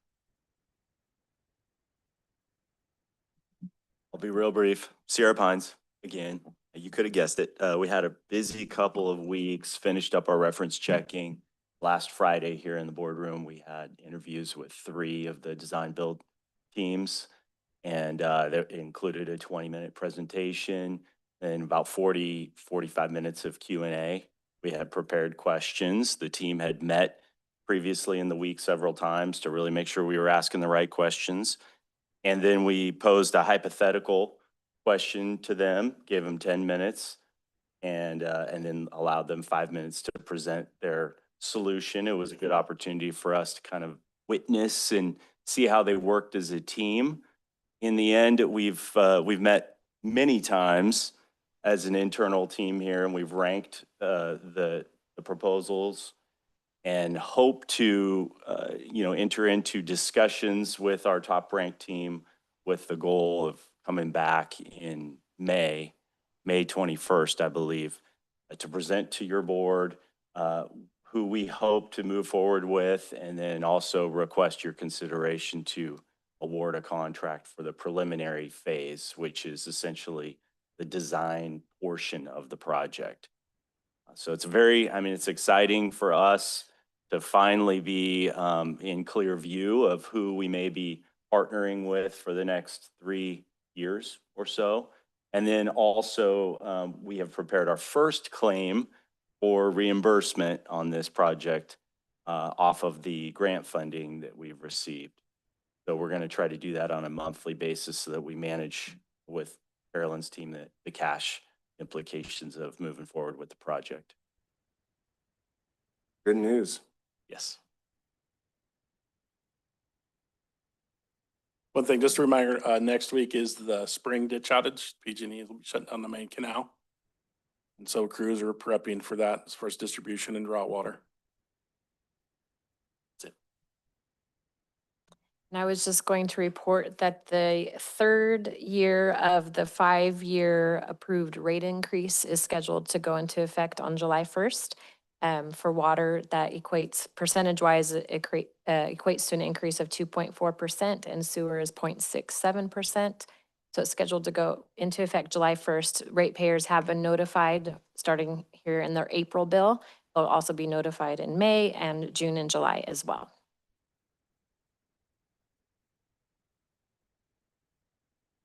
Okay, and just a couple of things. Last week, Hallie and I participated in the Sonora High Career Fair with a bunch of other agencies and companies in the local area. There was also branches of the military. It was a great event. They hadn't had it since before COVID, so it was nice to be back and talk with the students.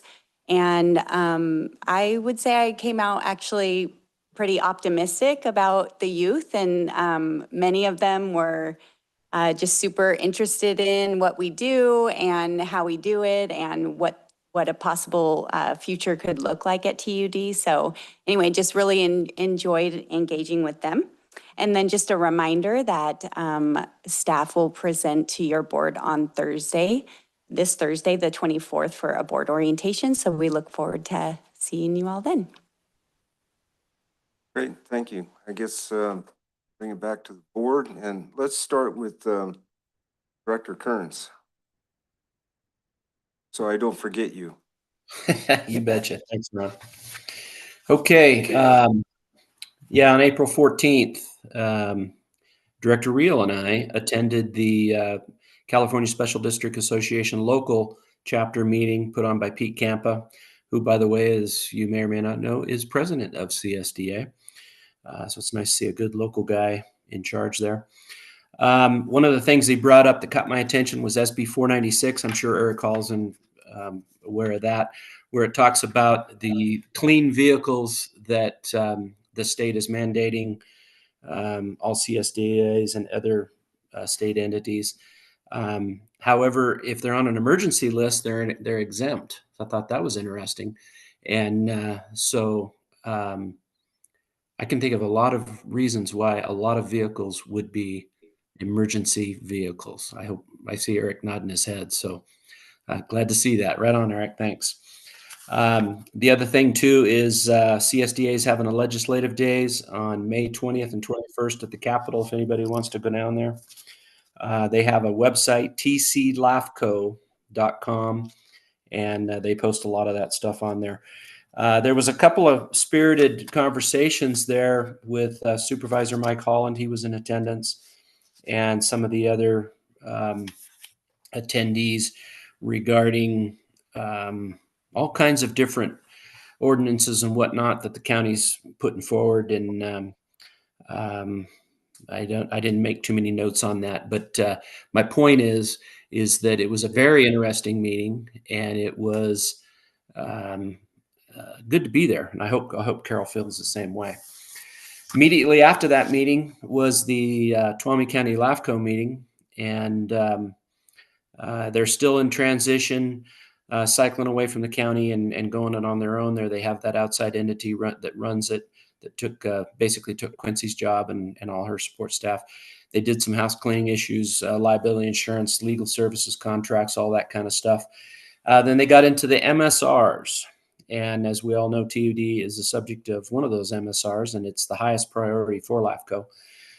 One of the questions I had is it was $9,300 for that MSR that we were still on the hook for, and that's now not going to be collected. However, there will be to finish the current MSR that it may go up to $15,000.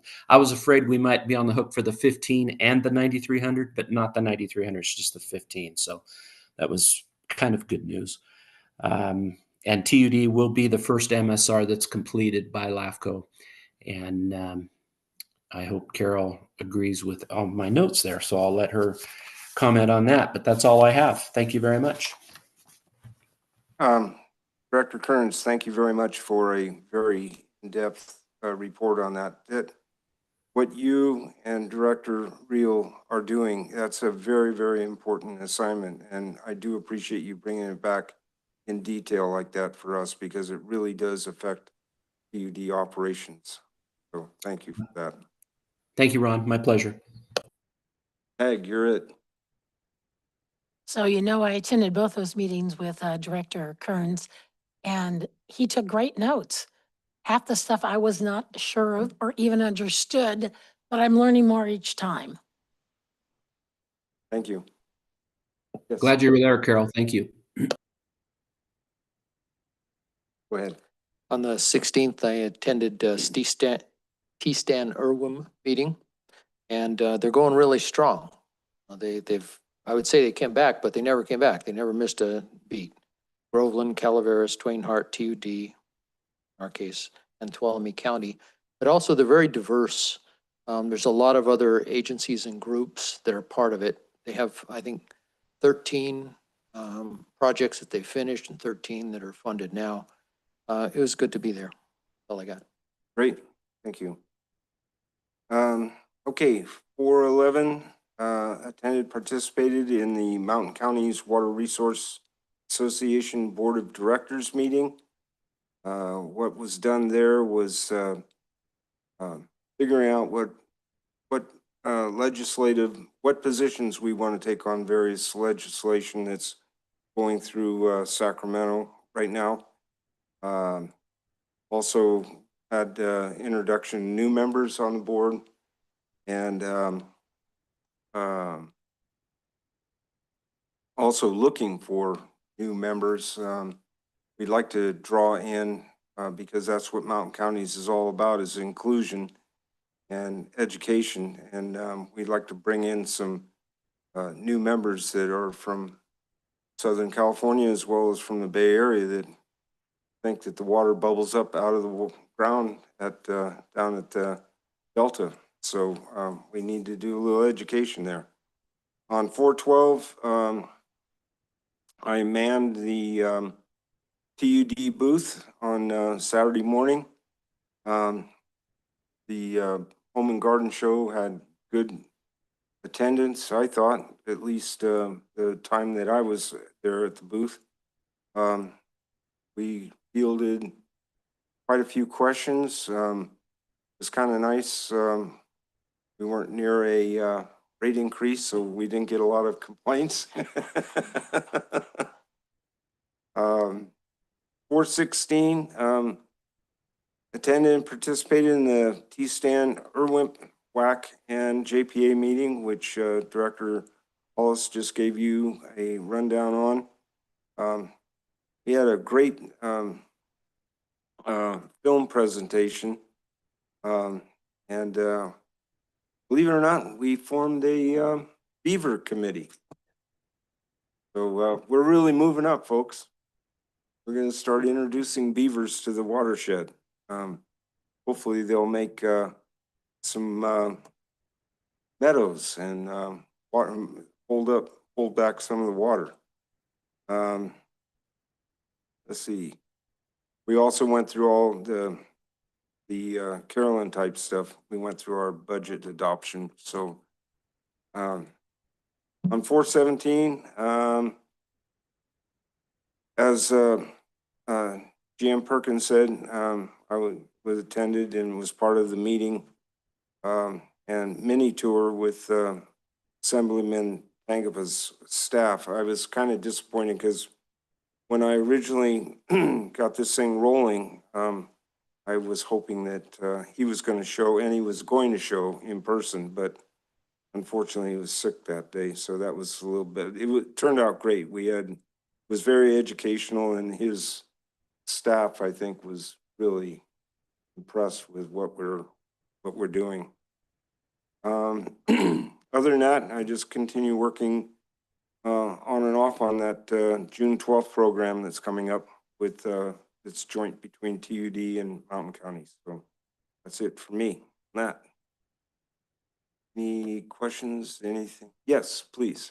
Here with your beaver study group. Yeah. Besides, I understand what they're trying to do, but is there any talk about what they could do to water quality before water treatment plants, like we may have to deal with down the road? Well, we're not going to put them in the ditch. Well, I understand that, but if they're going where I think they're going to be in the watershed. Yeah, well, the water will end up in Lyons, Pinecrest, anywhere like that. So that's part of what the committee is charged to do, is find the proper locations. So how it's going to work, I mean, this is all in flux right now, and it's, nothing's going to happen overnight. But right now, the initial spot that they're talking about, and when I say initial, I mean it's really initial, is Little John over in Calaveras. And so it's kind of comical in a way, anyways, to me. They get renegade beavers from out of the valley. They're troublesome. They trap them, and then they bring them up here. They have a supply of them, so we're going to introduce and breed troublesome beavers. But at any rate, I mean, they realize that this could be a touchy situation, but this Secretary Crowfoot is really championing this. And matter of fact, they've already released some beavers in some areas. I remember seeing the area, but I can't remember what it is now.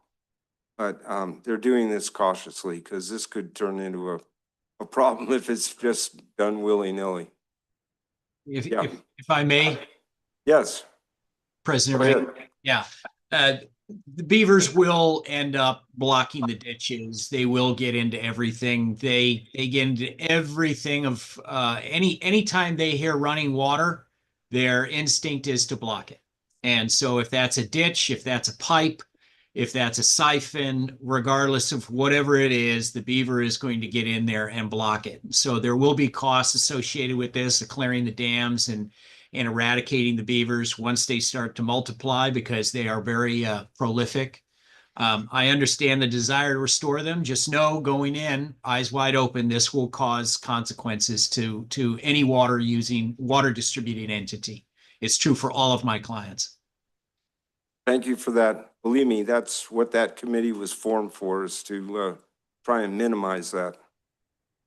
So, anyway, that's it for me. Anybody else? If not, then we'll close the meeting at 11:09. Thank you.